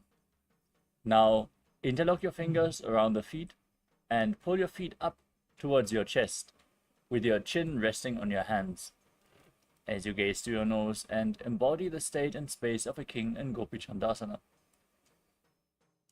पूरब विजिबरि पगाका अंगूठा का ताकू पाराशे. Next up is Udarasana. Keeping the soles of the feet together, bring your arms below the shins and interlock your fingers around the feet. Now raise your feet up Against your chest, rest your chin on the soles of your feet as you gaze to your nose and visualize your body free from any defects. दोवों बगदले संबुरडाने उभय हस्त करी और हिटाने अंगुष्ठ दोवों सम ठहरावे चिबुका नीचे ताही लगावे. Next up is Vishishtasana. As you sit in this position, raise your feet even higher, bring them in front of your face. Keep the interlocked fingers in front of your forehead as you visualize yourself excelling in everything. दोवों बगदली जोड़ी संबोध करे. The next asana is Bhujasana. Now raise your legs and bring your arms below the knees. Bend them upwards and interlock the fingers behind your neck. Now visualize yourself as a cobra as you keep breathing in Hrichaka Kumbhaka. शीर्षासनं तु विज्ञेयं काक्षासनमतः परं ग्रीवासनं च परमं भुजासनमिहोचयेत्. Next up is Kalyanasana. With your arms underneath the legs, now turn your arms backwards around your body. Interlock your fingers behind your back in Padashu Mudra as you gaze to your nose and visualize yourself as a beautiful, auspicious goddess. दोवों हाथ बगाम विच आने तिनको गोड़ा नीचे हटाने बहुरिपागत्या बाहर ल्यावे पुनः युगति ऐसे ठहरावे. From Kalyanasana, we move on to Sankatasana. Now place the top of the left foot on the mat, sit on the left heel, and stack the right knee over the left. Now place your hands on opposite knees. Gaze outwards in Vaishnavi Mudra without focusing on any external object. Only focus on one object in your inner space. As you visualize yourself as a swan, breathe in Ujjayi Pranayama, make an ocean-like sound with your mouth. वामपादं चितेर्मूलं संन्यस्य धरणीतले पाददण्डेन याम्येन वेष्टयेद्वामपादकं जानुयुग्मं करयुग्मम् एतत् सङ्कटमासनम्. We move on to Dhenukasana. Now slide the left heel outside the hip, sit on the ground. As you place both your hands on the top knee, engage Uddiyana Bandha and Mula Bandha and visualize a cow in your inner space. अनुशागिनगर पञ्चदं ऋषिहिलं डगल्यं नीये. We move on to Machandradasana. Now place the right foot on the left thigh and the left foot on the right knee. Bring the left arm behind your back. Reach for the opposite thigh with both hands. Once you catch a hold, twist your body even further. Shift your gaze to the third eye and visualize Swamiji in your inner space.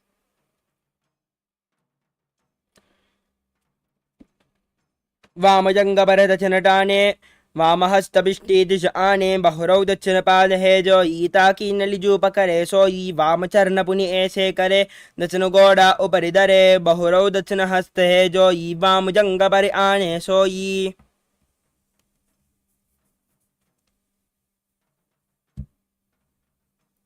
Next up is Machandradasana 2.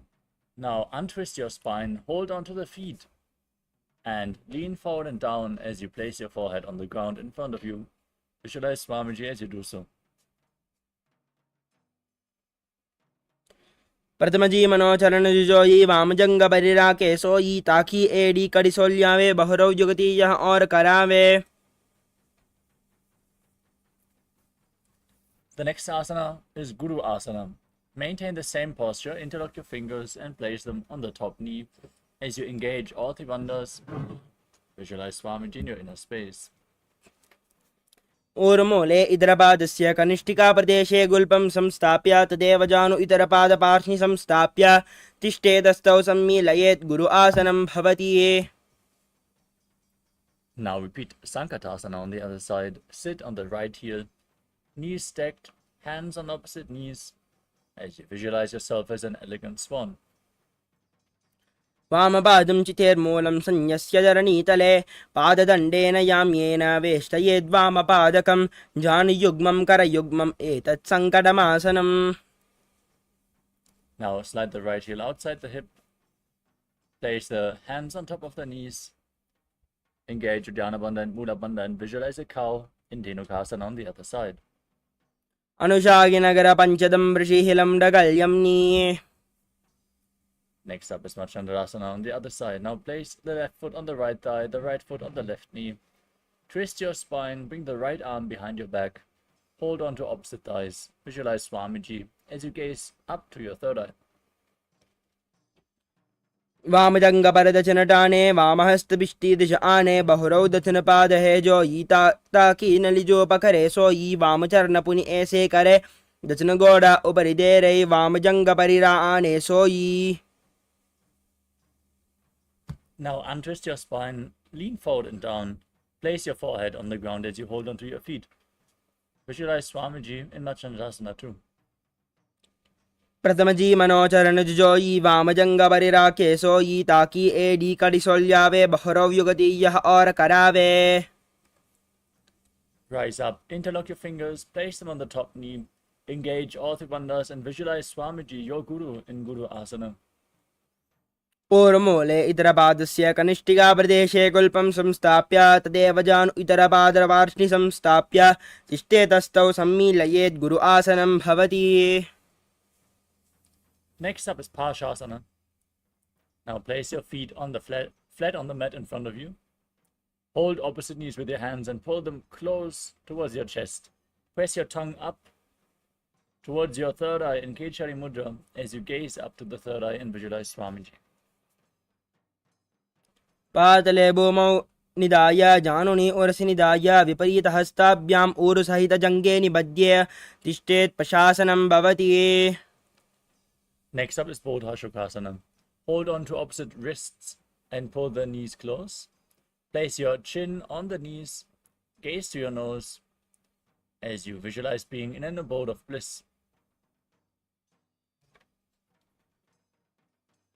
दो बगदली बो परिधरे कोरमाहिली ऐसे करे कोरमाहिली उकड़बे से जंगा चाती अग्रनिवेशे.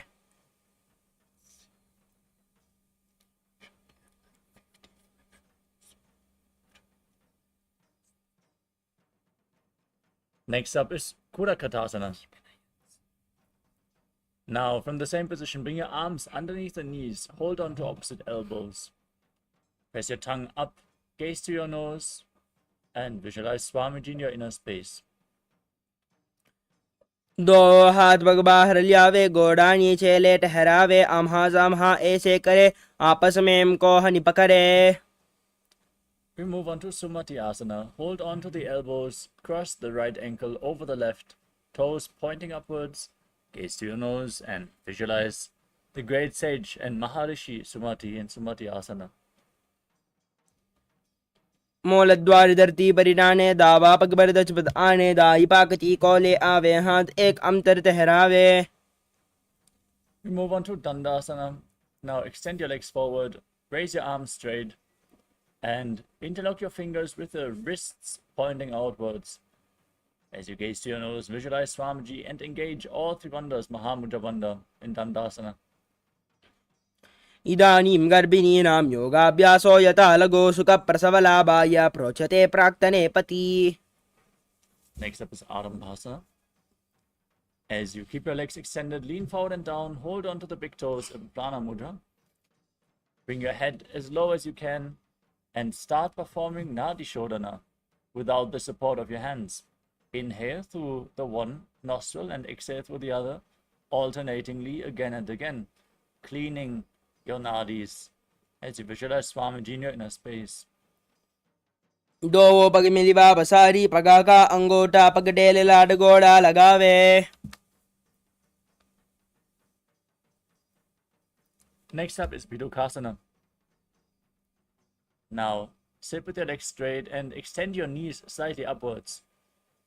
Bring some distance between your feet and lean forward as you bring your arms below the shins, palms, holding the feet from the outside. As you bring your head as low as you can, gaze to your third eye and visualize Swamiji in your inner space. प्रथम बेसे दो उपाओ बसारी कचुक उर्द को कुरड़ो डारे. Next up is Jalandhari Pavasana.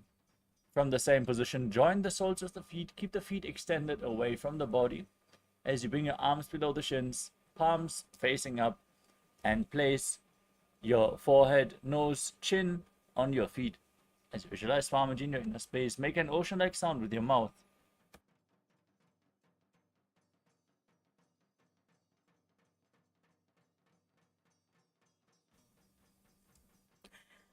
दो AD महिला के दीजिए हाथ पसारी।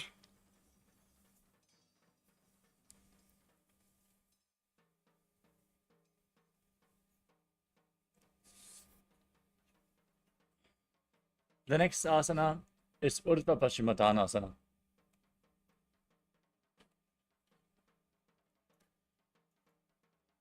As you keep your legs extended forward, bring one leg behind your neck. As you lean forward and down, and hold on to the front foot with both hands, as in Paschimottanasana.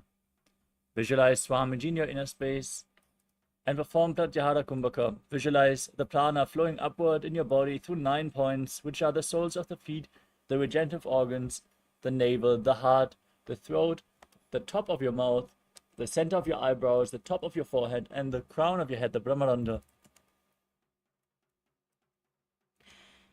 पश्चिमदानवत् संस्थितं कृत्वा एकं पादं ग्रीवायां धृत्वा तिष्ठेत् ऊर्ध्वपश्चिमतानं भवति। Next up is Anantasana. As you keep the leg behind your neck, lean backwards, hold onto the foot with the opposite hand as you extend the opposite leg forward. Now visualize yourself as infinite, endless, eternal, Ananta. उत्तानशयनी एकैकं पायी ग्रीवायां विन्यस्य इतरहस्तेन पावाग्रं गृहीत्वा। Next up is Ankushasana. From Anantasana, now roll onto your side of the hand which is holding onto the foot. Rest on the side as you feel in complete control. उत्तानशयिता एकैकं पादं ग्रीवायां कुर्वन् इतरहस्तं कर्णमूले स्थापयेत् तस्यैव हस्तस्य कोर्बरो भूमौ निधाय इतरहस्तपादौ सरलिख्य तिष्ठेत् अङ्कुशासनं भवति।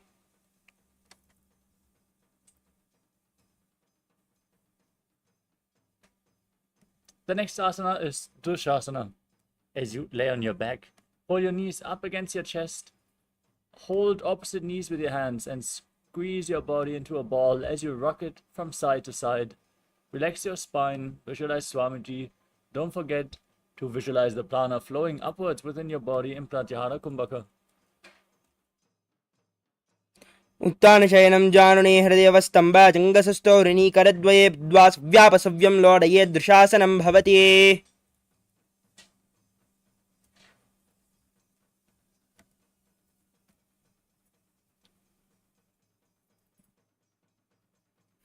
Now repeat Urdhva Paschimottanasana on the other side.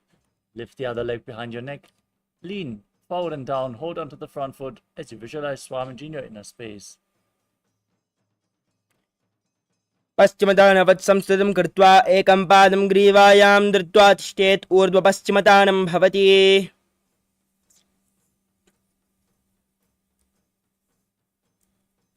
Now repeat Anantasana on the other side. Lean back with the leg still behind your neck. Hold onto the foot with the opposite hand as you extend the opposite leg forward. Visualize yourself as being unending, Ananta. उत्तानशयनी एकैकं पायी ग्रीवायां विन्यस्य इतरहस्तेन पावाग्रं गृहीत्वा। Now roll onto the side. Rest as you feel in complete control in Ankushasana.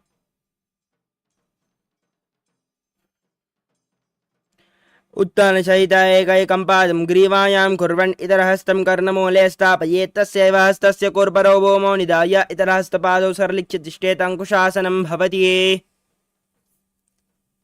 Next up is Yoga Nidra. As you lay on your back, lift your legs one by one up behind your neck. If you can cross your legs in front and pull them towards your chest for opening up your hips. As you then bring your arms behind your back and interlock your fingers in Paramaśiva Mudra if you can.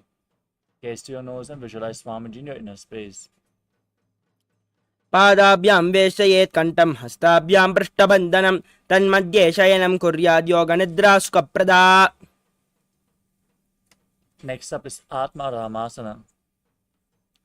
As you lay on your back with your knees lifted up, bring your arms around the legs and interlace your fingers behind your neck. As you gaze to your nose, visualize Lord Vishnu blessing you from within. Atmarama asana pradama sudo sove. Next up is Kochikasana. Laying on your back, raise your knees up against your chest and extend your arms out to the side at shoulder level. Keep the soles of the feet facing upwards as you gaze to your third eye and visualize Swamiji in your inner space. दो हाथ सीधा सा करे, तनज ube spa करे, पग ऊंचाई आगाने आने, दो एड़ी संपुड़काने. Next up is Jatara Parivritti, an asana consisting of 3 steps. As you lay on your back with your knees against your chest, arms extended out to the side, now drop one knee down to the side and extend the opposite leg forward. First step, bend both knees to the side. Second step, extend both the legs to the side and hold onto the feet as you gaze in the opposite direction. Third step, visualize Swamiji. Perform the Mula Bandha. Visualize the prana flowing upwards within your body in Pratyahara Kumbhaka. As we return to the neutral position and repeat all the 3 steps on the other side. Drop the knee down, extend the opposite leg. 1. Bend both the knees. 2. Extend the legs, hold the feet, gaze in the opposite direction. Step 3.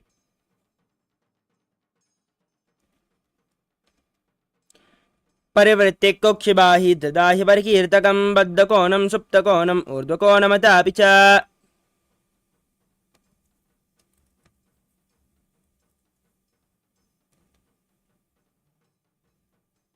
The next asana is Dvipadapitam.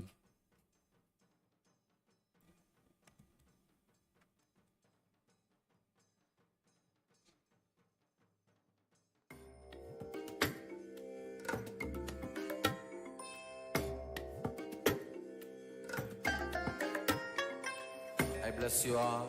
Let you all open all your 3 eyes and manifest the powers of Mahā. Sorry for the technical glitch. Let us continue with Dvipadapitam. Lay on your back, place your feet flat and raise your knees as you hold onto your ankles and then raise your hips up. Tuck your chin to the chest in Jalandhara Bandha. Breathe in Mocha Kumbhaka as you gaze through your nose and visualize yourself as sturdy as a bridge.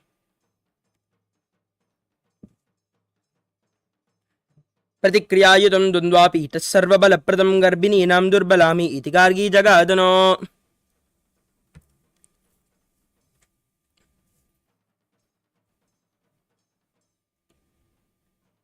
Next up is Paryankasana.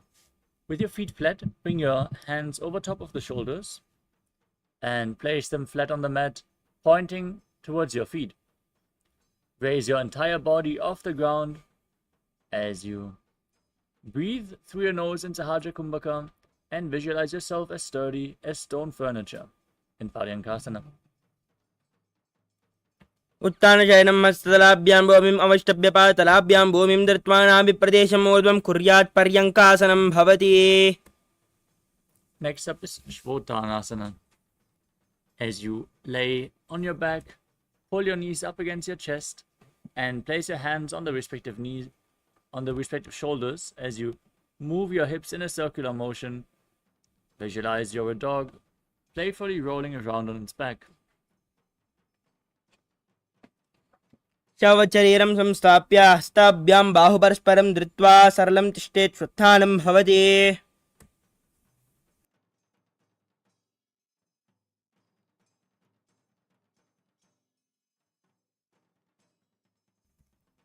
Next up is Viparita Karani. As you lay on your back, keep your arms flat on the mat and raise your legs up high. Keep the toes pointing upwards. Visualize Swamiji and move your legs in a circular motion as you breathe in Mocha Kumbhaka in Viparita Karani. अथ विपरीतकरणी मुद्रा भूतले सुशिरौ दत्त्वा. Now stop the movement of your legs. Be sturdy and straight in Viparita Karani too, as you visualize Swamiji. करणे विपरीताख्या सर्वादिव्यादिनाशिनी नित्यम् अभ्यासयुक्तस्य जाठराग्निवर्धने आहार भवसत्यस्य समाद्या साधकस्य च. Next up is Langalasana. As you bring your feet over top of your head, place your toes down on the ground and interlock your hands behind your back. Place your arms on the mat as you visualize yourself as a plow. ग्रीवाय कण्ठेन भूमिं विस्तम्भा पादाग्रद्वयम् ऊर्ध्वमुन्नयेत् नरकासनं भवति. नरकासने स्थित्वा नासिकाप्रदेशेन भूमौ पादपृष्ठे संस्थाप्य हस्ताभ्यां सम्मील्य लम्बीकुर्यात्. ग्रीवाप्रदेशेन भूमिं कर्षयेत्. लाङ्गलासनं भवति. Next up is Shaita Paschimottanasana. With your feet over top of your head, now hold onto the feet with your hands. Keep your arms and legs straight. This is one of the 84 different asanas we feel directly by Lord Paramashiva himself. Visualize Paramashiva in your inner space. Perform Mocha Kumbhaka. Internally chant the Mahavakya Om Nithyananda Paramashivoham.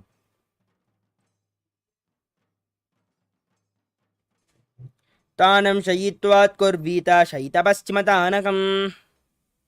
Next up is Supta Konasana.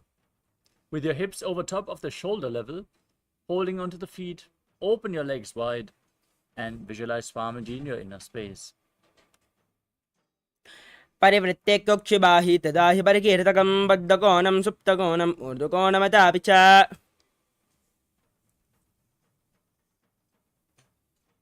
Next up is Chakrasana. Laying on your back, holding onto the feet.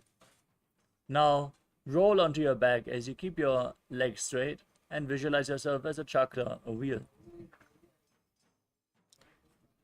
शवासनस्तद्वौ पादौ कुर्यान्मस्तकतः परव्युत्क्रमेण ततः शीघ्रम् एतत् सर्वस्य साधनं. चक्रासने गुल्मप्लीहा वातरोगादिनाशनम्.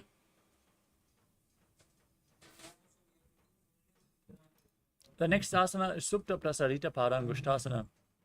Laying on your back, now raise your legs up vertically. Hold onto the big toes in Prana Mudra.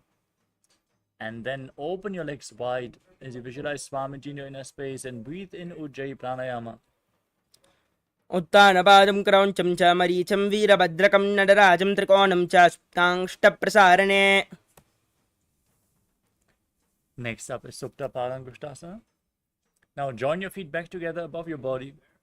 Visualize Swamiji. Breathe in Ujjayi Pranayama. उत्तानपादं क्रौञ्चं च मरीचं वीरभद्रकं नटराजं त्रिकोणं च सुप्ताङ्ष्टप्रसारणे. Now cross your legs into Padmasana and lay on your back. Place your arms above the head, hold on to opposite elbows, and gaze to your nose as you visualize Matsya, the fish avatar of Lord Vishnu, in Matsyasana. मुक्तपद्मासनं कृत्वा उत्तानशयनाच्चरे कुर्पराभ्यां शिरो वेत्स्य मत्स्यासनन्तरोगः. Next up is Parashara Masana. With your legs in Padmasana, the hands over top of your head, place the backside of the right hand onto the left, palms facing upwards. Gaze to your nose and visualize Lord Rama in your inner space.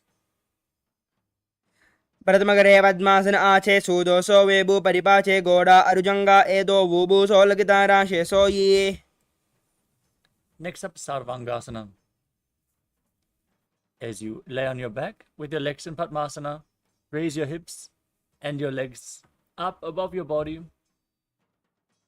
Bring your hands to the lower back for support as you visualize Swamiji in your inner space and gaze towards your nose. अजवक्षेत्र संक्षेपात् सर्वांगासनमुत्तमं यत्कृत्वा योगनिमनो विद्याभिः पण्डितो यदा. Next up is Vrishchikasana. Laying on your back, place one foot onto the opposite thigh and pull the opposite knee against your chest. Now, extend your arms up above your head, hook your fingers forward, gaze to your third eye and visualize yourself as a scorpion, Vrishchika. प्रथमशयन सूदो शीशके shaky समधि सुदाके. Now, exchange the position of your feet. Place the other foot on the opposite thigh as you repeat Vrishchikasana on the other side. Pradmashena Sodo Shishake Shaki Samdisdake. Next up is Vrishaparakshipasana. As you lay on your back, interlock your fingers behind your neck in Parashamudra. Raise both your legs up off the mat and alternate pulling your knee in towards your chest back and forth as you visualize Swamiji in your inner space. उत्तानशयनं कृत्वा अनुलम्ब्य स्कन्दरां मध्वा कूर्परो मिलित्वा नितम्बेन भूमिं स्पृष्ट्वा एकं पादं प्रसार्य एकेन पादेन सव्यदक्षिणं भ्रामयित्वा वृषभादक्षेपः भवति.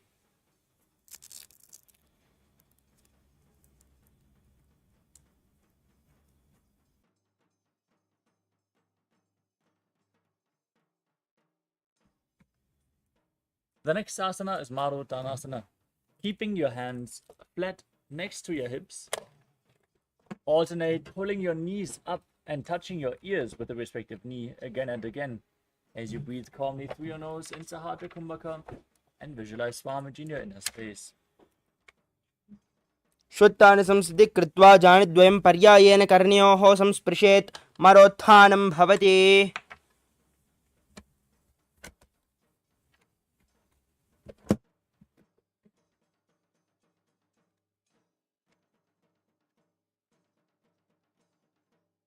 The next asana is Vrikasana.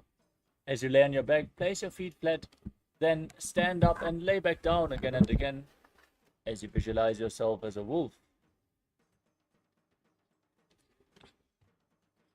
अथ उत्तानशयनं कृत्वा पातलाभ्यां भूमिं धृत्वा उत्तिष्ठेत् वृकासनं भवति. Next up is Lutasana. Now lay down on your back, kick your legs up, and roll over completely again and again. As you visualize Swamiji in your inner space, finally end in a prone position on your stomach.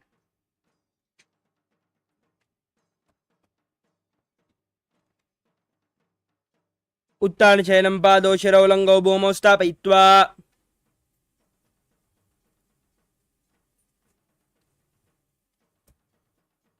Next up is Salatasana. As you lay on your stomach, keep your hands next to the shoulders, flat on the mat. Contract your lips, make a whistling sound like a flute as you inhale.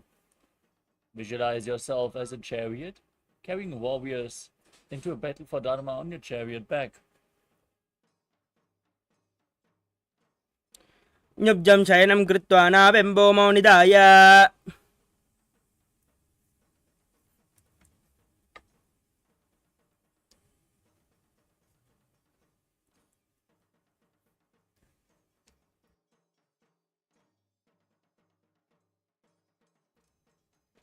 Next up is Dehalyulanganasana. From the same posture, now push your body up into a plank position. Then jump your feet in between the hands back and forth as you visualize yourself go beyond body and mind in Dehalyulanganasana. हस्तद्वयं बद्ध्वा तन्मध्ये चरणद्वयम् उड्डानैव बहिरानेय अतः नयते हल्युल्लङ्घनं भवति. Next up is Jatyasana. From a standing position, lean forward and down. Place your hands flat on the mat and walk around on hands and feet as you visualize yourself as a wise 60-year-old elephant. अथ जाट्यासनं वक्ष्ये येन जाति स्मरो भवेत् तत् त्रिभुवनौ च गमनम् आगमनं ततः.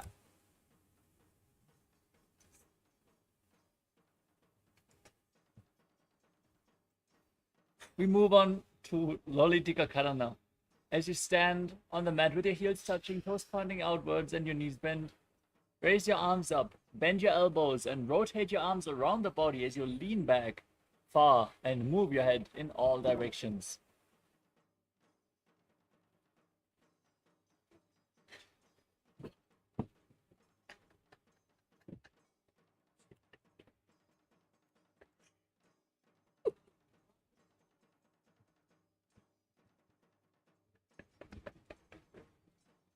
Next up, Sarvasana. Now stand erect on the mat. Tie your feet with a rope if you have a rope available. Then keep your arms close to the body. Hands flat on your thighs as you gaze forward in Shambhavi Mudra. And visualize your Kundalini Devi raising and curling upwards around your body. Some yogis stand in this asana the whole night to awaken their Kundalini Shakti. Just a glimpse from the avatar during the darshan can awaken your Kundalini Shakti. अथ सर्पासनं वक्ष्ये वायुपानाय केवलं शरीरं दण्डवत्तिष्ठेत् रज्जुबद्धस्तु पादयो. In case you tied your feet, untie them now. And let's move on to the next asana of the sequence, which is Ushta Sadhanasana. Lean forward and down. Place the backside of your hands on the mat and step your feet onto your hands. Hold the toes with the hands in the fists and walk around on the mat, visualizing yourself as a camel. मुष्टिकनिष्टिकाप्रदेशेन भूमौ निधाय उपरि पादतले संस्थाप्य अश्ववत् शरीरं चलनीयम् अश्वासनं भवति.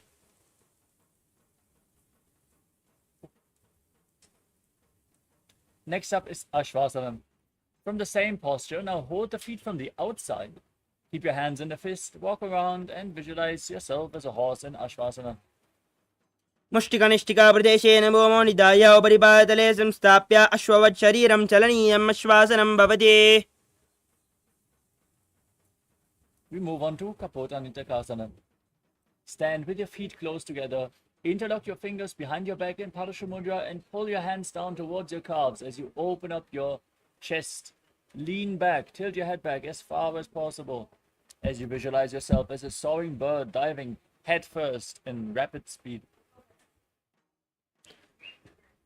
पातले भूमौ निधाय पृष्ठभागेन हस्तौ जङ्घापर्यन्तं नीत्वा कपोतनिटकं भवति. Next up is the Tala Pushpa Putam Karana. Stand in Arimandi posture, heels together, toes pointing outwards and your knees bent. Join your hands in Namaskara Mudra and bow down to one side as you open up your palms and raise the respective heel. Again and again, visualizing yourself holding a bouquet of flowers and offering it to Paramashiva.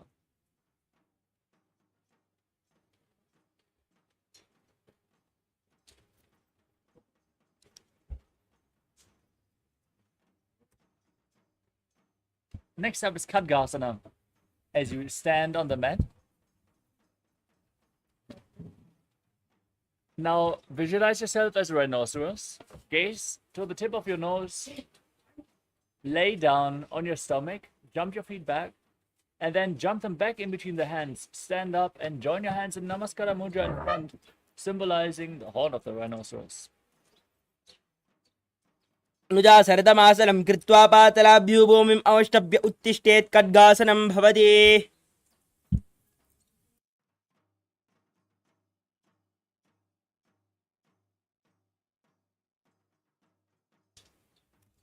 Next up is Uttanottanam. Now hold weights if you want to intensify this asana. Then sit down all the way to the ground or as low as you can and stand back up again and again, visualizing Swamiji in your inner space and breathing in Sahadra Kumbhaka. पुनः पुनः उत्थातव्यम् आसितव्यम् इति उत्थानोत्थानं भवति. Now raise your arms up above your head and jump repeatedly as you visualize yourself as a mace.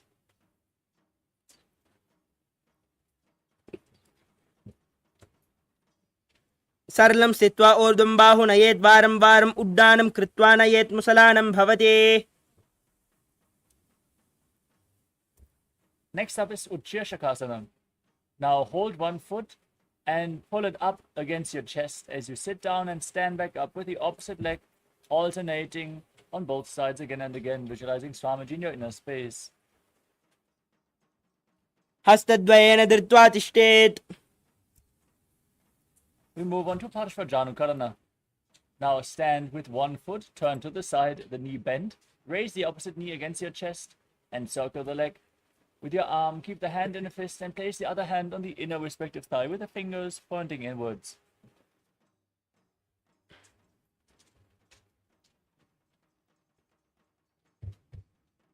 Next up is Tandavasana. You can hold weights if you want to intensify this asana.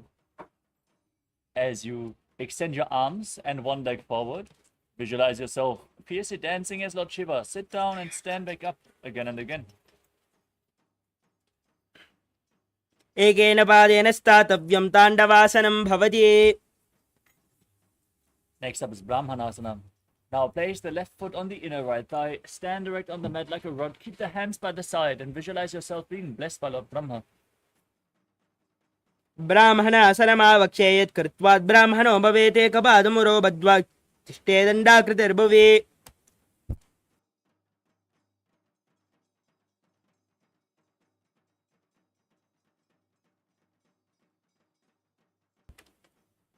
Next up is Garudasana 3. Now bring the left foot over and around the right knee, tuck the toes behind and keep your left arm below the right. Join your hands in Namaskara Mudra as you visualize yourself as Garuda. उत्तानकूर्मपीठं च संहस्गारुडमेव च वातायनं गोमुखं च भारद्वाजं त्रिविक्रमम्.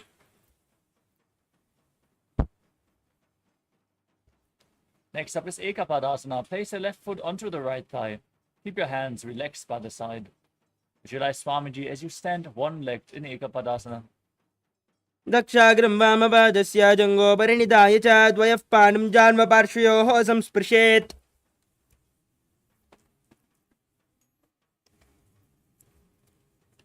Next up is Dhruvasana, the poster posture. Now hold onto the left big toe and rotate quickly on the standing leg as you visualize yourself as the North Pole Star. एकेन हस्तेन दण्डरूपस्य एकस्य पादस्याग्रं धृत्वा. Next up is Trivikramasana, the 3 steps of Lord Vishnu. Now raise the left leg behind your neck and stand tall on the mat. You can hold on to a solid object for support as you visualize Lord Vishnu in your inner space. Perform the 3 steps by standing, sitting down, and standing back up. ग्रीवायां पादं संस्थाप्य स्थातव्यम् उत्थातव्यं त्रिविक्रमासनं भवति. Now repeat Parshvajanukarana on the other side. Keep one toe pointing to the side. Hold the opposite knee against your chest. Hand in a fist.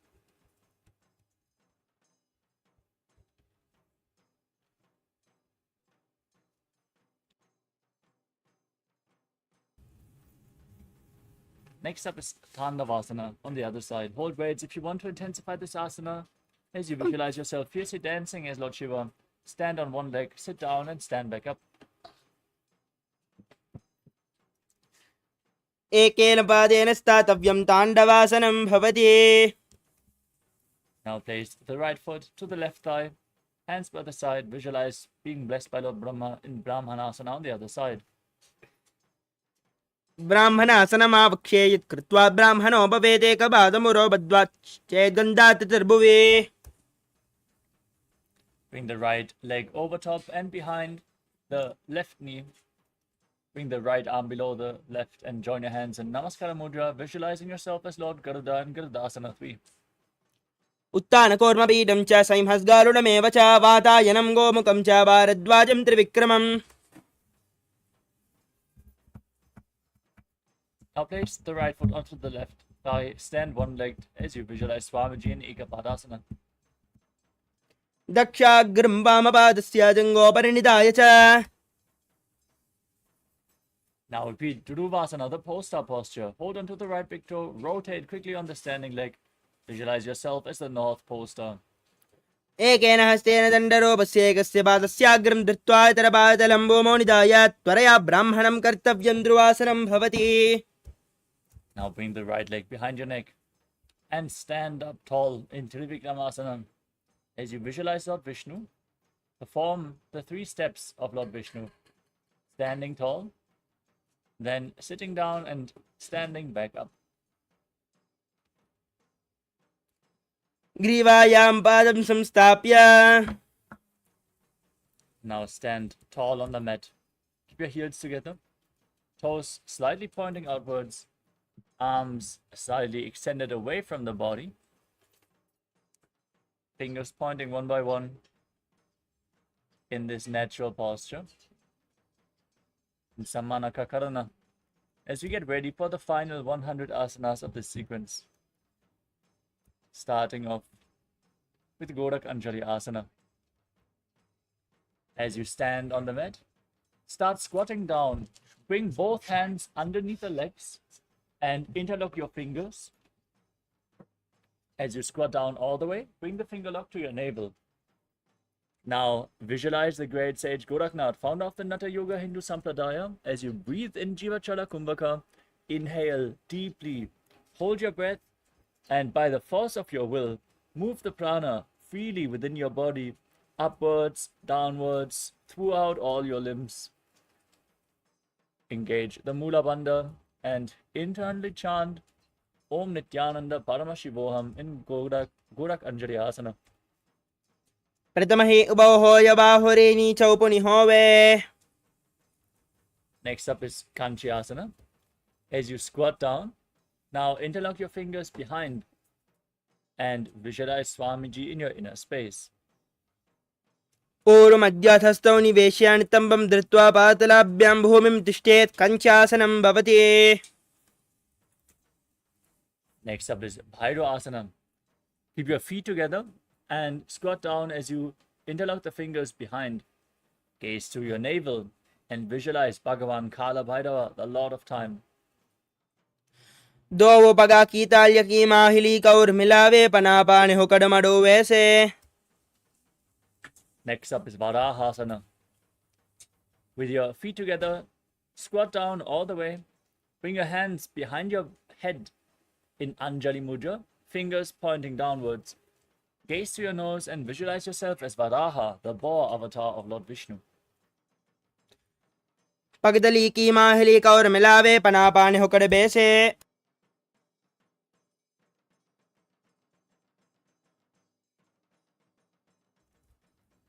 Next up is Kripitasana.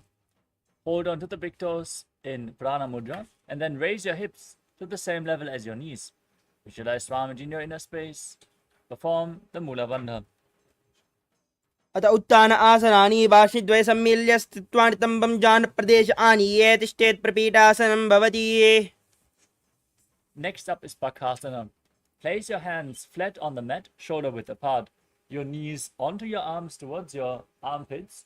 Lean forward and down. Find balance as you lift your feet off the mat. Visualize yourself as a crow. हस्ताभ्याम् अमयमवष्टम्ब जानद्वयं नाभो सम्मिल्य जङ्घरे संस्थाभ्य तिष्ठेत् बकासनं भवति.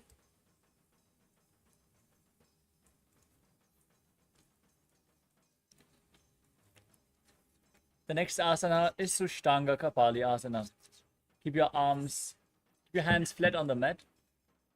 As you place your forehead on the ground, raise your body up onto your head and then cross your legs into Padmasana. As you visualize Swamiji in your inner space. आसन के गुणों कपाल आचौ होइए. Gently lower your body down and come to a kneeling posture. With your heels outside the hips, sit on the ground and keep your toes touching behind. Knees on the ground. Place your hands.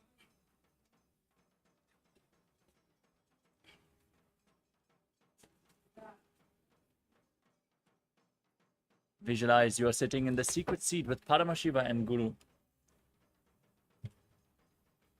जानर्वोरन्तरे पादौ कृत्वा पादौ च गोपयेत्.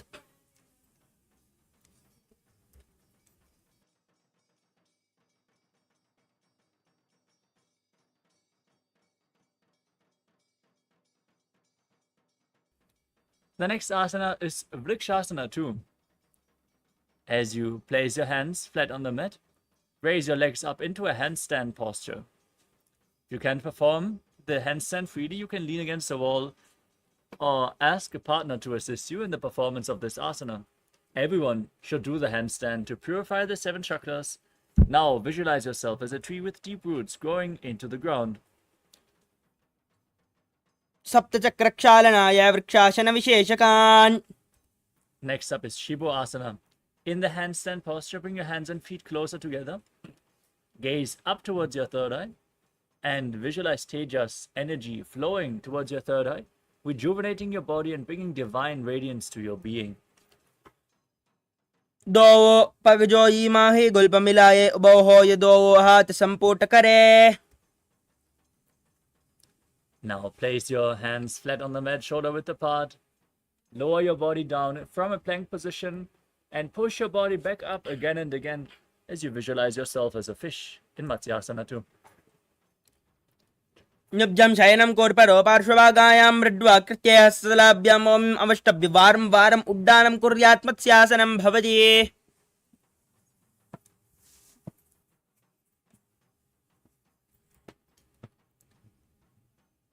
Next up is Sarapasana too. As you lay on your stomach, place your hands on the hips and lift your chest from left to right. Visualize and move your body like a snake. न्युब्जं शयनं कृत्वा हस्तौनितम्बं संस्थाप्य पादौ दिगीकृत्य सम्मील्य उरसगन्तव्यं सर्पासनं भवति. Now place your elbows down in front as you lay on your stomach and rest your chin on your hands. As you keep the toes pointing back, feel self-supported and completely independent. Breathe calmly through your nose in Sahajra Kumbhaka in Niralambanasana. कराभ्यां पङ्कजं कृत्वा तिष्ठेत् कोर्परया सुधीमुखमुन्नमनुच्चायि निरालम्बनमासनम्.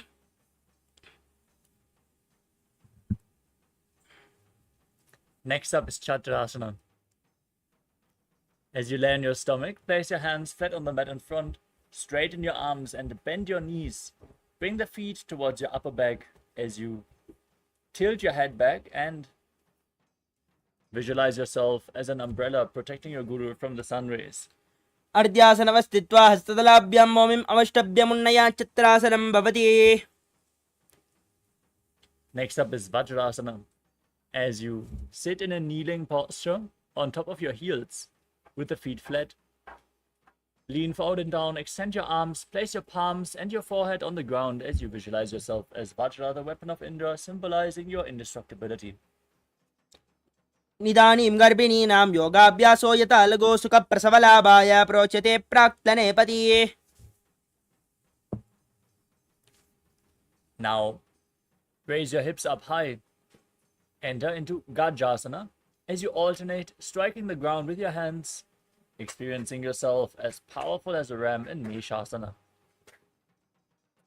गजासनं संस्थौ एकैकं बाहुं भूमौ ताडयेत् मेषासनं भवति.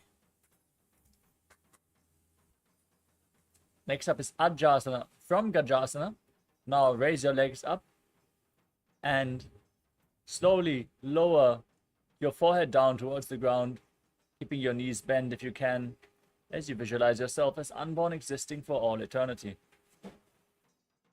गजासनं संस्थौ पादद्वयं ममतराले कृत्या मस्तकेन भूमिं स्पृष्टा अजासनं भवति. Next up is Dhanantarasana. Sit in a kneeling posture, hold on to the big toes and pull the feet towards your perineum as both the feet point inwards. Place your hands on your thighs, gaze to your nose, and visualize Swamiji in your inner space as you breathe in Ujjayi Pranayama. Make an ocean-like sound with your mouth. पूर्वविधि परिहाता की काकसी शोभनाशरा मोड़ी पगा की अंगुली अग्रमेड़ू लगावे. Next up is the Angamotanam. As you interlace your fingers in front and then behind you, move your arms left, right, up, down, all directions. Give massage to various different joints and muscles of your body. Visualize Swamiji as you repeat the movement behind. हस्ततलयोः पातले अंगुलिर्बद्ध्वा.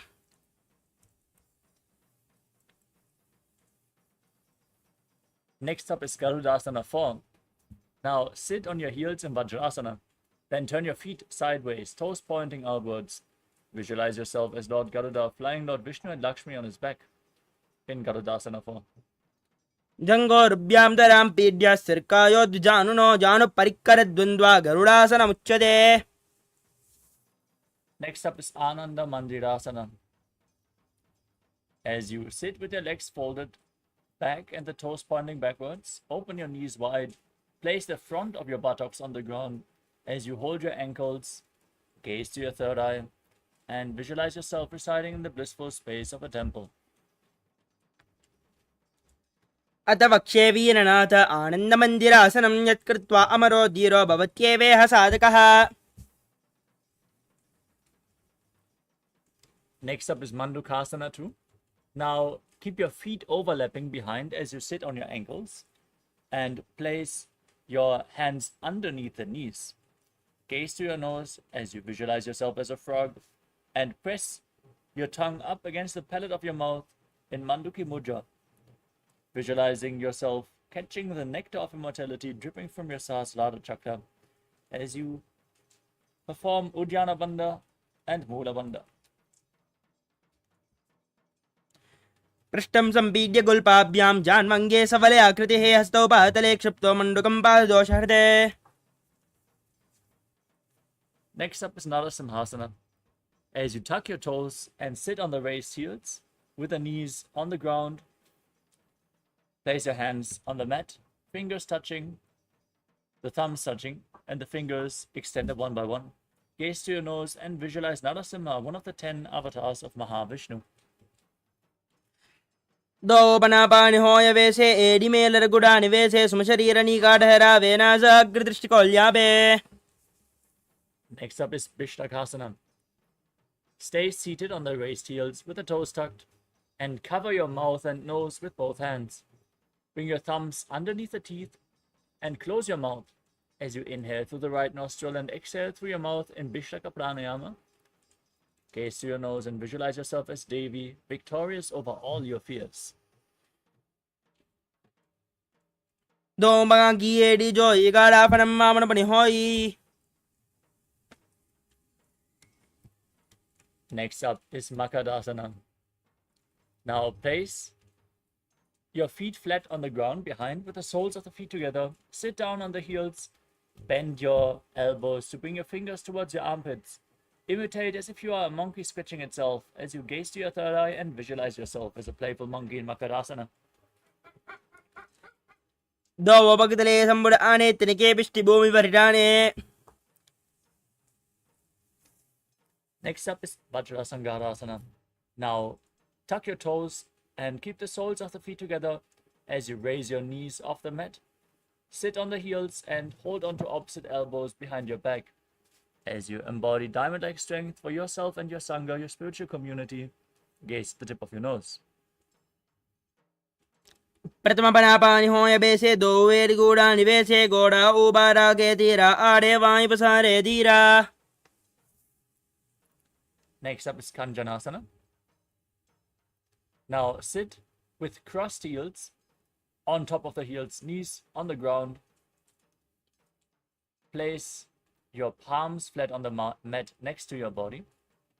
Gaze to your nose and visualize perfect health beyond any and all physical or mental ailments as you perform Uddiyana Bandha and Mula Bandha. कञ्जनासनमावक्ष्ये यत् कृत्वा सुस्थिरो भवेत् पृष्ठे पादद्वयं बद्ध्वा हस्तो भौमं प्रधारयेत्. We move on to Kurmasana. Maintain the same posture. Place your hands on the knees and make your upper body and neck stiff like the shell of a turtle. Gaze to your nose and visualize a turtle with a stable body and mind to live for centuries. गुल्बौद्धवृषणस्यादौ विक्रमेण समाहितौ ऋजुकाय शिरोग्रीवं कूर्मासनमिति ऋतम्. Next up is Yogasana. Maintain the same posture, hands on the knees, gaze to your nose, but relax your upper back and neck. Visualize Swamiji in your inner space in Yogasana.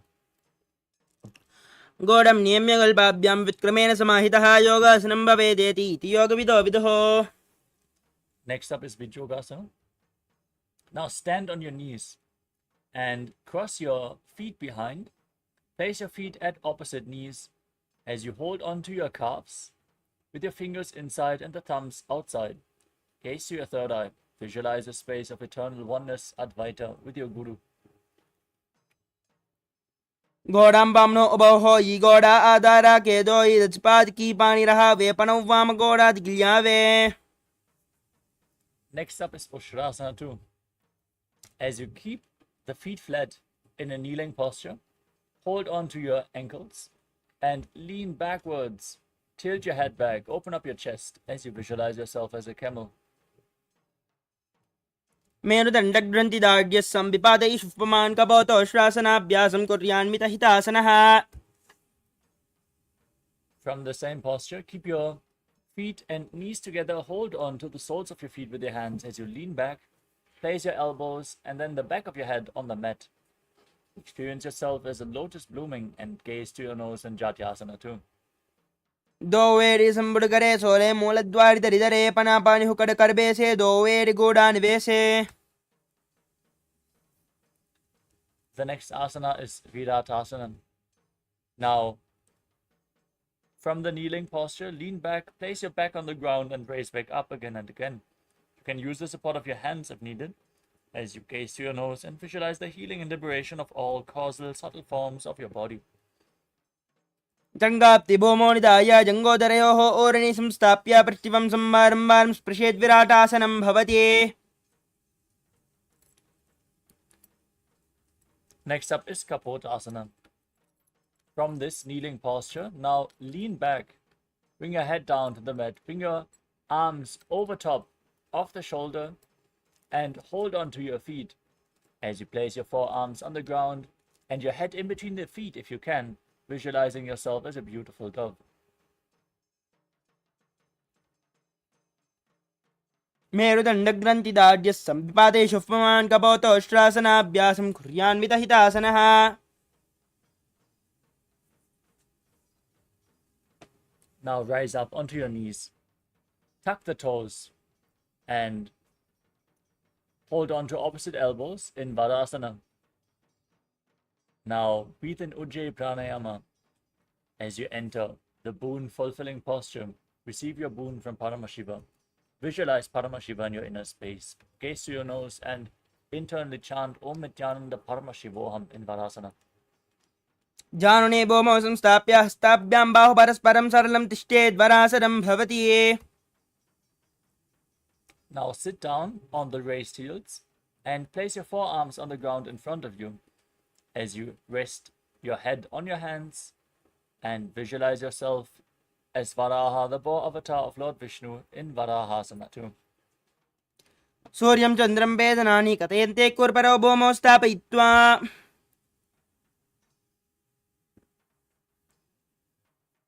Next up is Mundasana. From the kneeling posture, place your forearms on the ground, shoulder width apart, interlock your fingers, place your head on the mat, support it with your hands, walk your feet forward, raise your hips, and then raise your legs up into a headstand posture. Lean against the wall for support if needed. As you gaze to your nose, calmly breathe through your nose in Sahadra Kumbhaka and visualize yourself as a lopped tree in Mundasana. अधो मुण्डासनं वक्ष्ये सर्वेषां प्राणिनां सुतम् ऊर्ध्वमार्गे पदे दत्त्वा धारयन्मारुतं सिद्धिः. Gently lower your legs down. Come to a kneeling posture. Bring your head in between the feet. Lean forward and down as you hold onto your head with your hands and keep your elbows outside the knees. Inhale through the nose and exhale through your mouth in this asana as you visualize Swamiji and gaze to your nose in Andhasana. प्रथम पगदले समटहरावे कोरमाहिली उभय मिलावे बनापानि हुकड़ गर्भे से दोवेरि गूढ़ा निवेशे. Next up is Viparita Shalabhasana. You can hold weights if you want to intensify this asana. Lay down on your stomach. Extend your legs back and your arms up above your head as you lift your legs, arms and chest off the mat and hold, visualizing yourself as a locust. शलभासन भेदाश्च नाथभेरुण्ड नामके. Next up is Kapalasana. Now place your hands next to your hips and your forehead on the ground as you raise your feet off the mat. Visualize yourself as a skull representing the mind with purified thoughts and the strong will to attain enlightenment in Kapalasana, the skull posture. कपालं भूमौ निधाय ऊर्ध्वं पादौ नयेत् कपालासनं भवति. Next up is Akasha Kapotasana. With your arms flat on the mat, raise your hips up and bring your legs over top of your head. Place the feet down on the mat in front of you if you can, as you visualize yourself as a free and open dove.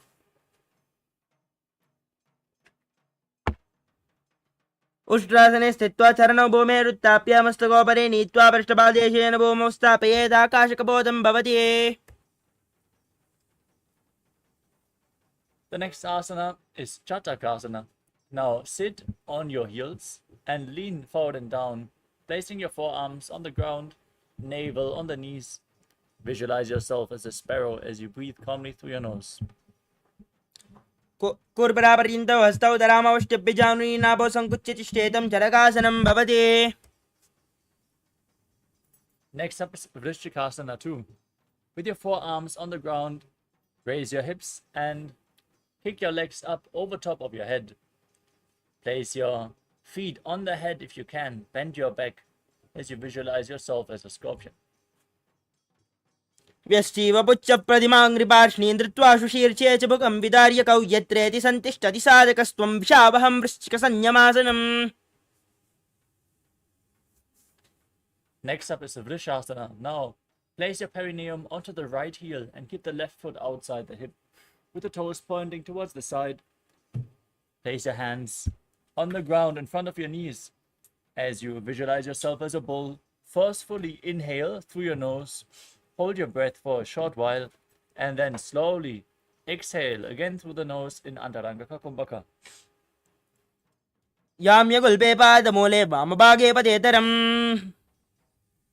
Now with your hands flat on the mat, raise your knees up. Lift your entire body off the ground as you cross the toes of the left foot over the right, balancing on your arms, visualizing Swamiji in Lolasana. लोलासनं सदा कुर्यात् वायुलोलापघातनात्. Now place your perineum on the left heel. Keep the right foot outside the hip. Repeat Vrishasana, the bull posture on the other side. याम्यगुल्पे पादमूले वामभागे पदेतरम्.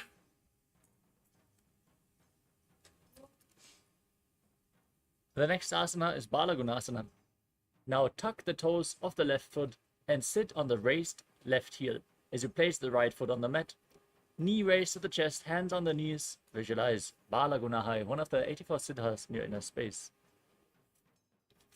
आसन कौगुण जल विकार जाये. Next up is Grahasana. Now rise up and squat down as you bring your arms in between the legs and around the shins, holding on to your ankles from the outside as you visualize yourself as the entire planet.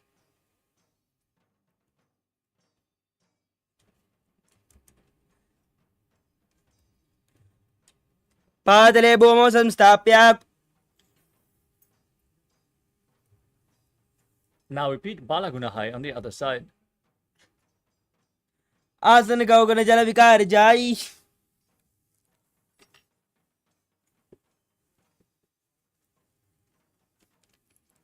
The next asana is Utkatasana. Now hold weights if you want to intensify this asana and sit on both the raised heels as you keep your knees off the ground, hands on the knees. Visualize Swamiji in your inner space. Breathe in Antarangaka Kumbhaka. इजोस्ति यत ऊर्ध्वजानु यत्रासने. Next up is Vajrasangarasana 2. As you sit with the toes tucked, the soles of the feet together and your knees open wide. Hold on to opposite elbows behind your back and visualize Swamiji in your inner space. प्रथम परापानि होय जैसे दो where गूढ़ा निवेशे. Next up is Anilasana. Now place your palms flat on the mat and place your heels onto your hands. As you squat down all the way, keep your arms straight, gaze to your nose and visualize you're able to consume and live off of air alone. दो हाथ भूमि परिटाने कहुनी जारी ना बिलग आने. Next up is Padukasana.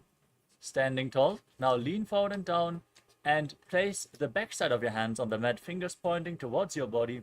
Step your feet onto your hands and wrap your hands around the feet like shoes. As you walk around on the mat, visualize you're wearing padukas and walking all over India.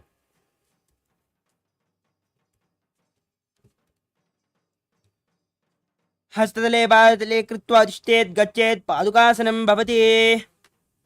From Padukasana, place your hands flat on the mat in front of you and kick your legs up again and again, letting them fall back down as you visualize yourself as a rooster. हस्ततले भूमौ कृत्वा पातले च ऊर्ध्वं मुण्डानं कृत्वा भूमौ पतेत् इत्थं पुनः पुनः कुर्यात् कुक्कुटोद्धानं भवति. Next up is Viparita Nrityasana. With your hands flat on the mat, kick your legs up into a handstand and then move around on two hands, dancing as you feel yourself become free of all inhibitions. हस्ततलाभ्यां भूमिम् अवष्टभ्य ऊर्ध्वपादाग्रे कुर्वन् हस्ततलाभ्यां नर्तनं कर्तव्यं विपरीतनृत्यं भवति.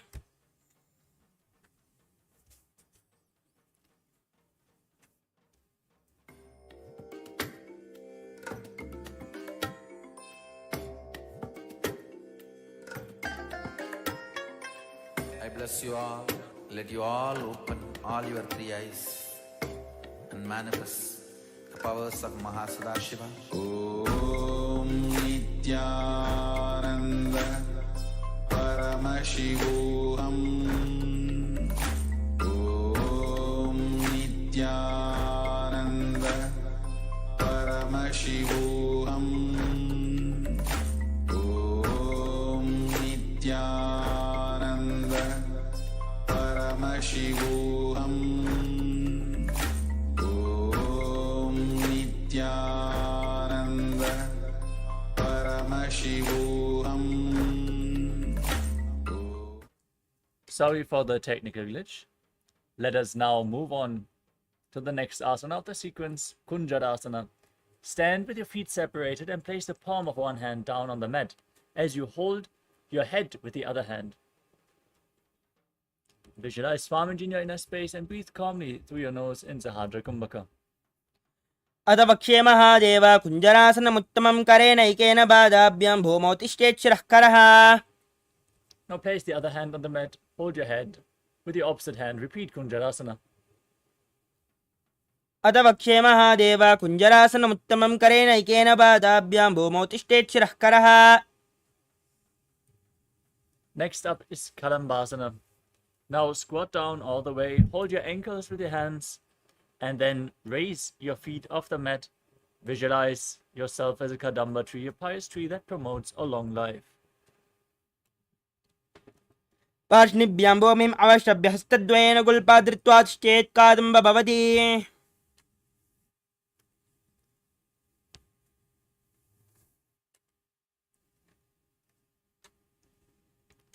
Next up is Pavana Muktasana. Sit with your feet flat, the knees raised against your chest. Pull them close with opposite hands as you visualize any excess vata is being released or balanced within your system. द्वयोस्तु पादयोः पाणिं लात्वा स्वस्वनितम्बके जानुनि वक्षसि साधुर्बभ्रति करबन्धने.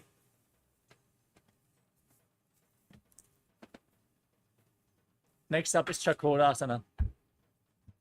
Now bring the left leg behind your neck. Extend the right leg forward. As you place your hands on the mat next to your body, gaze up to your third eye. Raise your body up off the mat and visualize yourself as a powerful source of energy. पूर्वदानं च दुष्पादं पीतं वज्रासनं तथा चकोरक्रौञ्च शलभभुजङ्गमपि वृश्चिकम्. Next up is Dhanurasana 2. Keeping one leg extended, hold onto the big toes of both the feet with the respective hands in Prana Mudra. Then pull the bent knee towards your ear as you visualize yourself as a bow. पादाङ्गुष्टौ पाणिभ्यां गृहीत्वा शरवणावधि धनुराकर्षकाकृष्टं धनुरासनमीरितम्. Next up is Ashtavakrasana. Now, bring the left leg over top of the left shoulder, hook the right foot over the left foot, then extend both legs out to the side as you lean forward, find balance, lift your body off the mat, and visualize yourself as a flying crane. वासिष्ठमतकौण्डिन्यं मूर्ध कुक्कुटमेव च.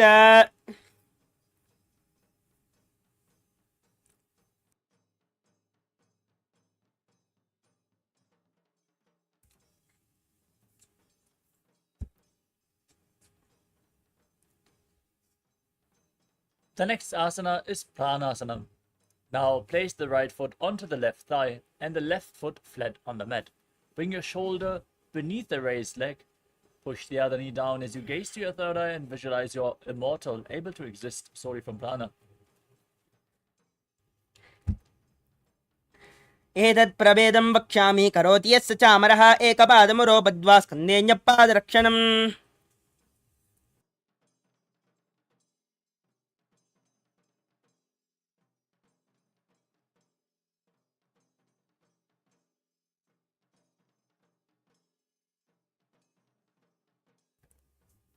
Next up is Paramaśivoham. Now place the right heel to the left hip and step the left heel over top of the right knee. Twist your right elbow outside of the raised knee, bring the arm below, then interlock your fingers behind your back, twist your spine, gaze up to your third eye, and visualize the great sage and yogi Matsyendana, the master of Hatha Yoga, in Paramaśivoham. वामोर्मूलार्पितदक्षपादो जान्वोर्बहिर्वेष्टितदक्षदोष्णा प्रगृह्य तिष्ठेत् परिवर्तिताङ्गः श्रीमत्स्यनाथोदितमासनं स्यात्. Now bring the other leg behind your neck as you repeat Chakrasana on the other side. Lift your entire body up. Visualize yourself as a powerful source of energy.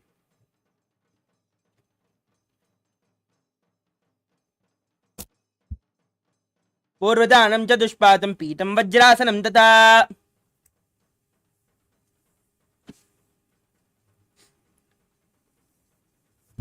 Now repeat Dhanurasana 2. Pull the other foot towards your ear as you visualize yourself as a bow. पादाङ्गुष्ठौ दुबाणिभ्यां गृहीत्वा श्रवणावये धनुराकर्षकाकृष्टं धनुरासनमीरितम्. Now bring the right foot over top of the right shoulder. Hook the left foot over the right foot. Extend your legs to the side, lean forward, find balance as you visualize yourself as a flying crane in Ashtavakrasana on the other side. वासिष्ठमतकौण्डिन्यं मूर्ध्वकोक्कुटमेव च.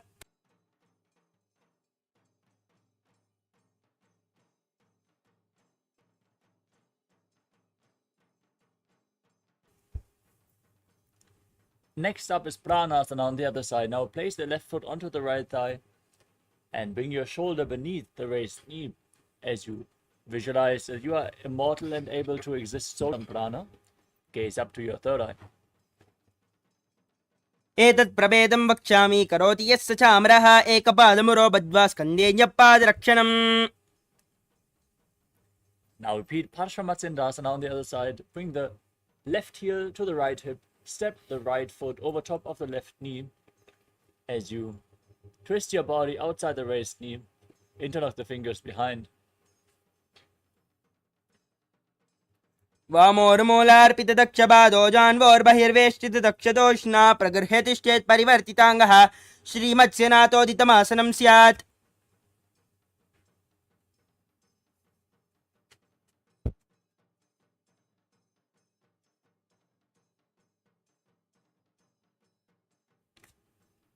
The next asana is Ardha Paschimottanasana. Now press one heel against the perineum and keep the opposite leg extended forward.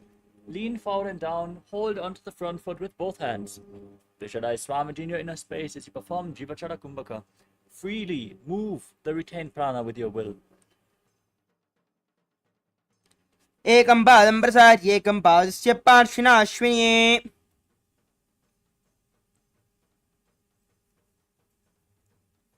Next up is Kranchasana. Now keep the right foot outside the hip. Place the top of the right foot on the mat as you hold onto the left foot and extend it up in front of your face, keeping the knees straight and visualizing yourself as a crane, Krancha. वासिष्ठमतकौण्डिन्यं मूर्ध्वकोक्कुटमेव च अष्टावक्रमतोत्थानं मयूरं सेतुबन्धनम्.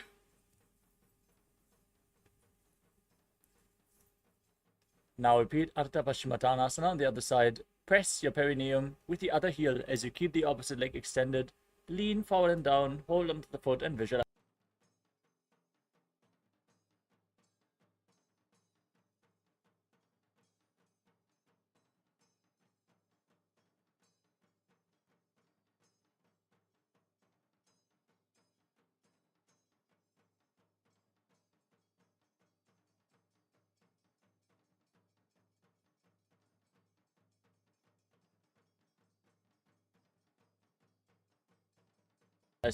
Lean forward and down, hold onto the foot and visualize.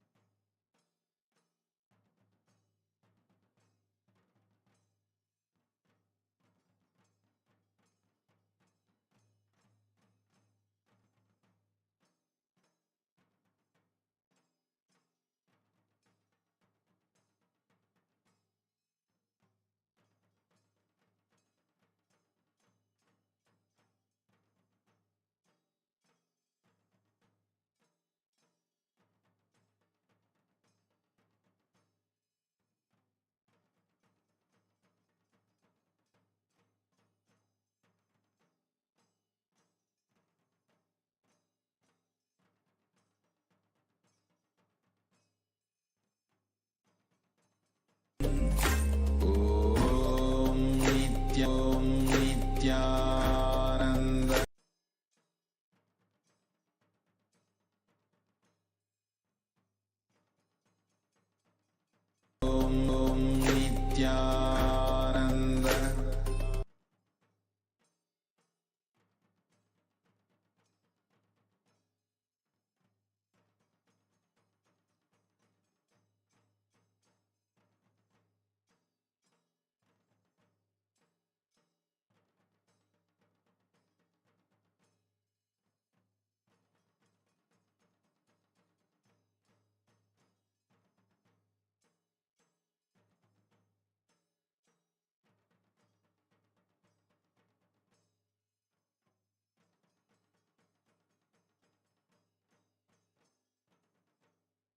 Nithyananda Paramashivoham Om Nithyananda Paramashivoham Om Nithyananda Paramashivoham Om Nithyananda Paramashivoham. Sorry for the technical glitch.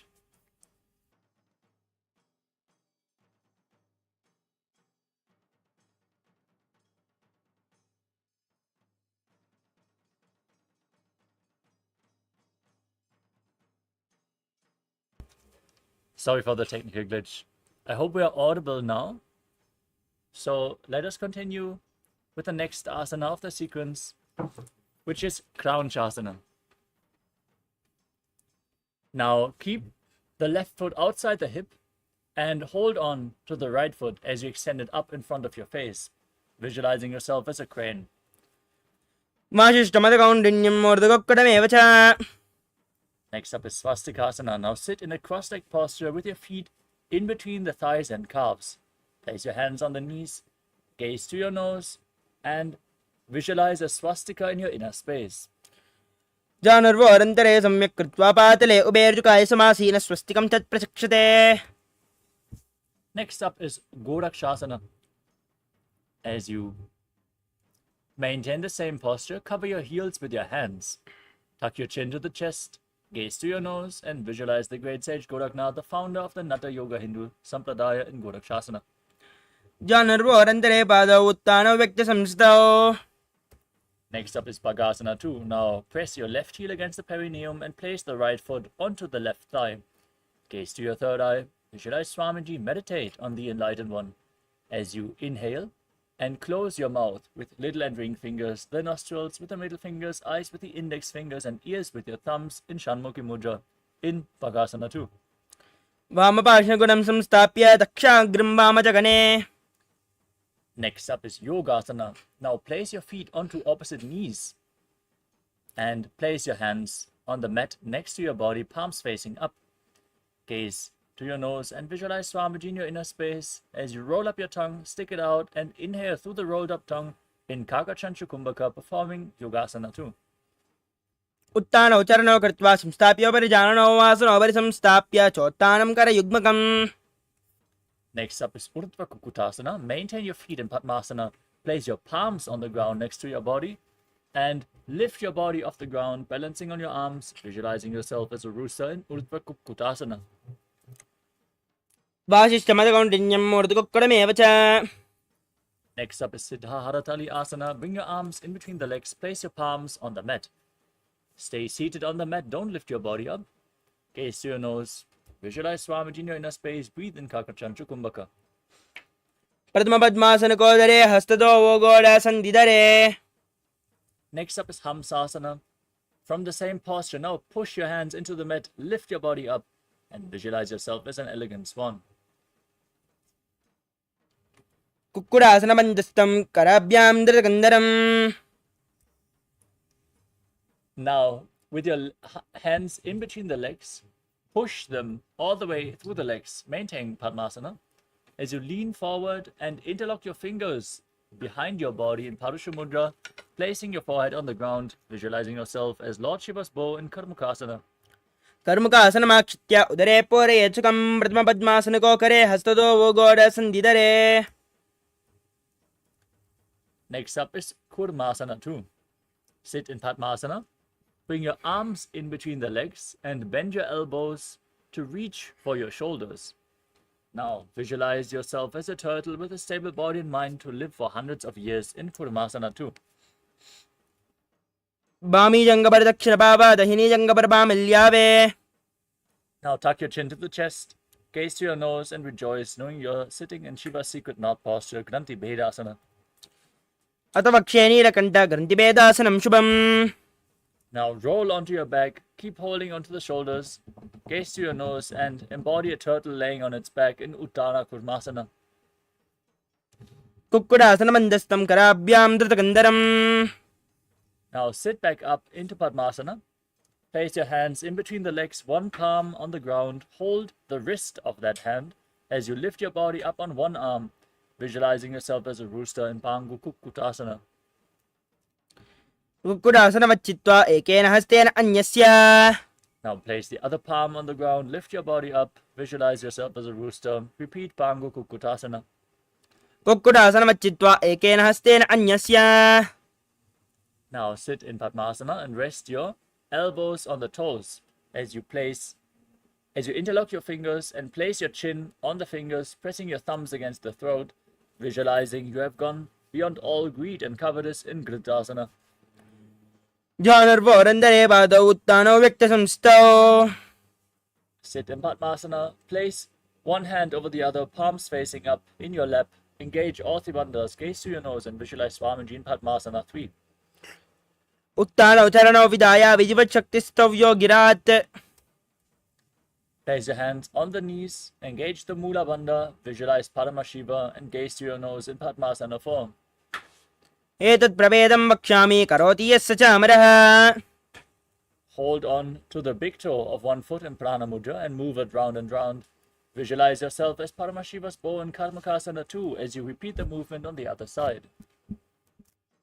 अथ वक्ष्ये महादेव योगपूरकरक्षणात् कृत्वा पद्मासनं पाद अङ्गुष्ठजङ्घयोः स्थितम् Now cross your arms behind your back and hold on to the big toes in Prana Mudra.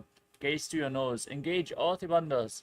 Visualize yourself as Paramashiva's bow in Karmakasana 3 as you keep breathing in Kakachanchu Kumbhaka. कर्मुकासनमाक्षुत्य उदरे पूरयेत् सुखं ददा वायुर्वसो याति कालेन सूक्ष्मवायुना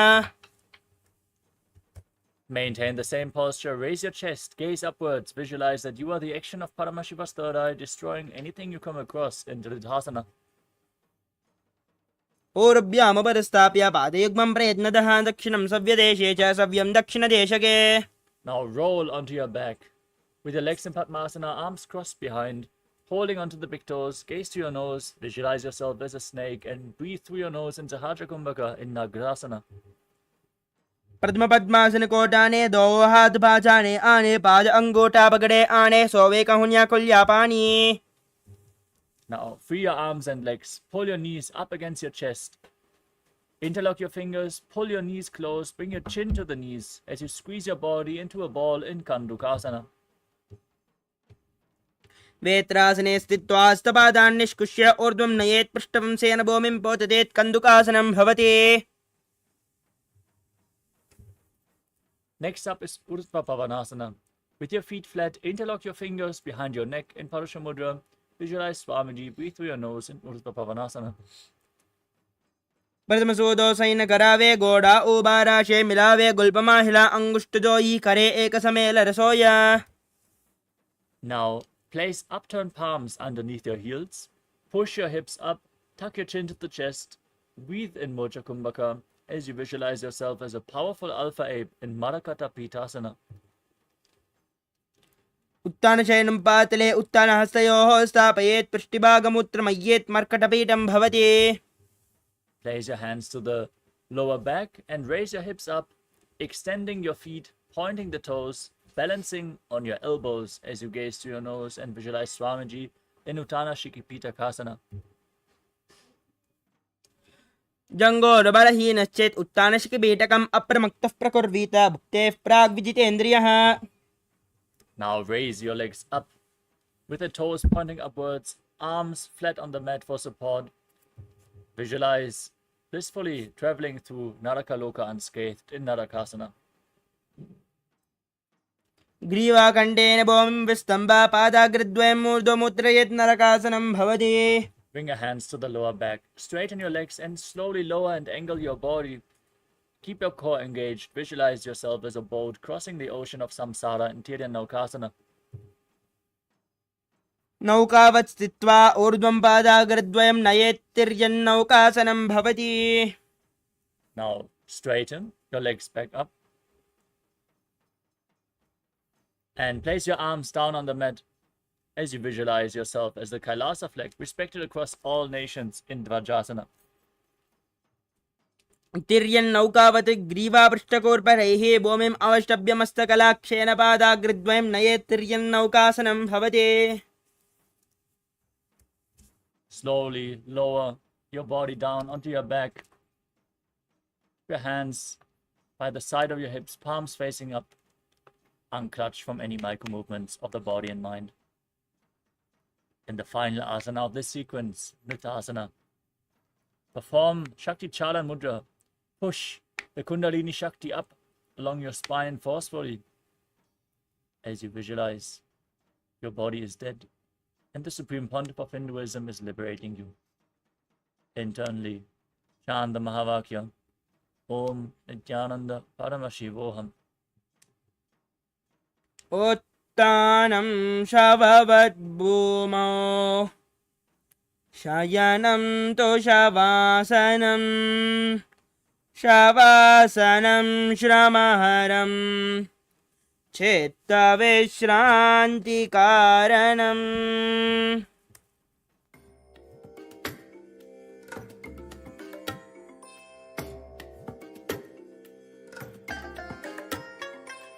I bless you all. Let you all open all your three eyes and manifest the powers of Mahā Sadashiva. Om Nithyananda Paramashivoham. Om Nithyananda Paramashivoham. Om Nithyananda Paramashivoham. Om Nithyananda Paramashivoham. Om Nithyananda Paramashivoham. Om Nithyananda Paramashivoham. Om Nithyananda Paramashivoham. Om Nithyananda Paramashivoham. Om Nithyananda Paramashivoham. Om Nithyananda Paramashivoham. Om Nithyananda. Now, slowly return to your physical body. Start to wiggle your fingers and toes, your wrists and your ankles, your elbows and your knees. Pull your knees up against your chest and circle them with your hands. Rock your body from side to side and slowly return to a comfortable seated position.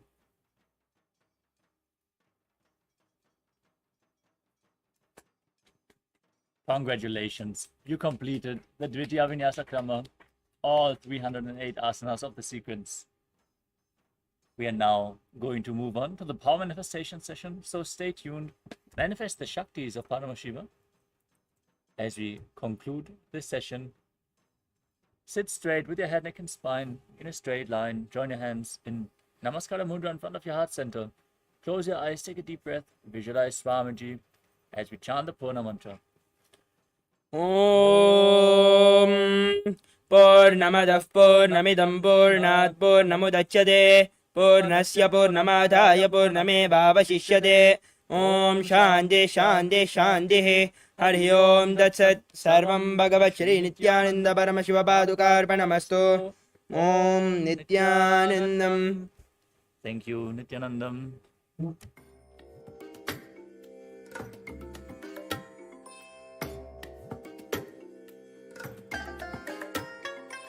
I bless you all. Let you all open all your three eyes and manifest the powers of Mahā Sadashiva. Om Nithyananda Paramashivoham. Om Nithyananda Paramashivoham. Om Nithyananda Paramashivoham. Om Nithyananda Paramashivoham. Om Nithyananda Paramashivoham. Om Nithyananda Paramashivoham. Om Nithyananda Paramashivoham. Om Nithyananda Paramashivoham.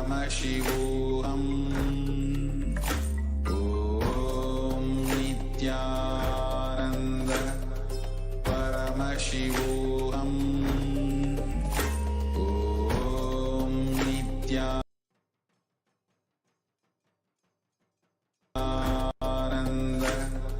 Paramashivoham. Om Nithyananda Paramashivoham. Om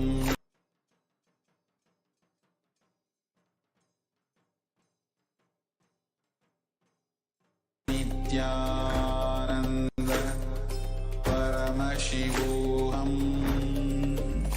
Om Nithyananda Paramashivoham.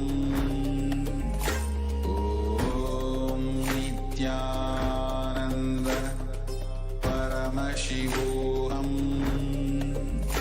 Om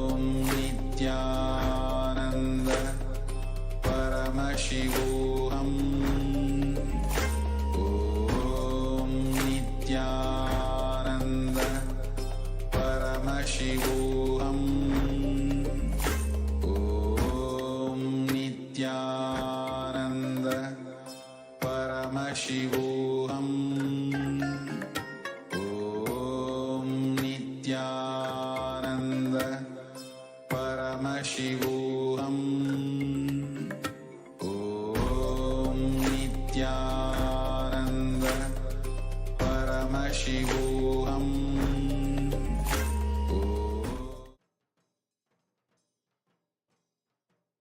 परमसुखदं केवलं ज्ञानमूर्तिं द्वन्द्वातीतं गहनसदृशं तत्त्वमस्याधिलक्ष्यम् एकं नित्यं विमलमचलं सर्वदी साक्षिभूतं भावातीतं त्रिगुणरहितं सद्गुरुं तं Namami.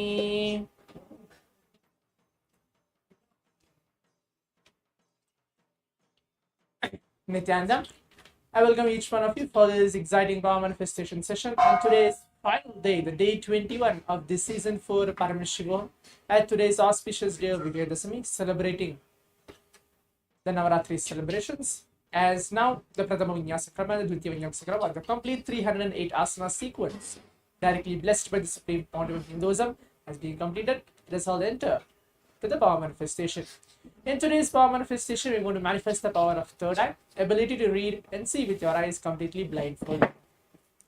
Now requesting all the participants to please bring your eye bands, pen and paper, please be seated. If you don't have an eye band, something to blindfold yourself, something to close your eyes, either a cloth or any eye band, just to keep your eyes closed so that there's no kind of any light or you're not able to see anything from the side. Please take a few moments to bring your eye bands, pen and paper, please be seated.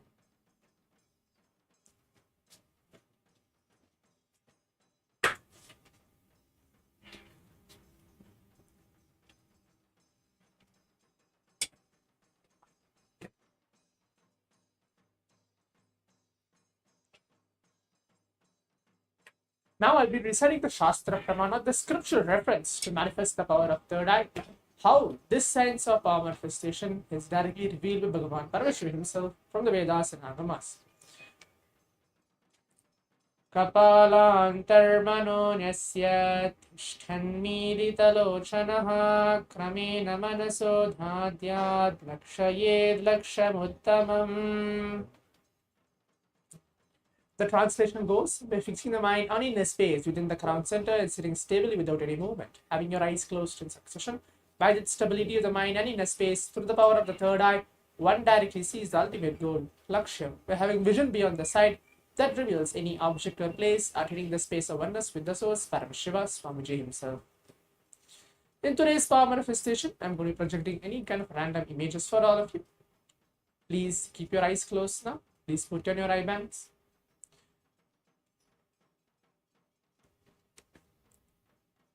The only powerful condition which you need to hold inside yourself is you are Paramashiva. Whatever is happening inside you, within your own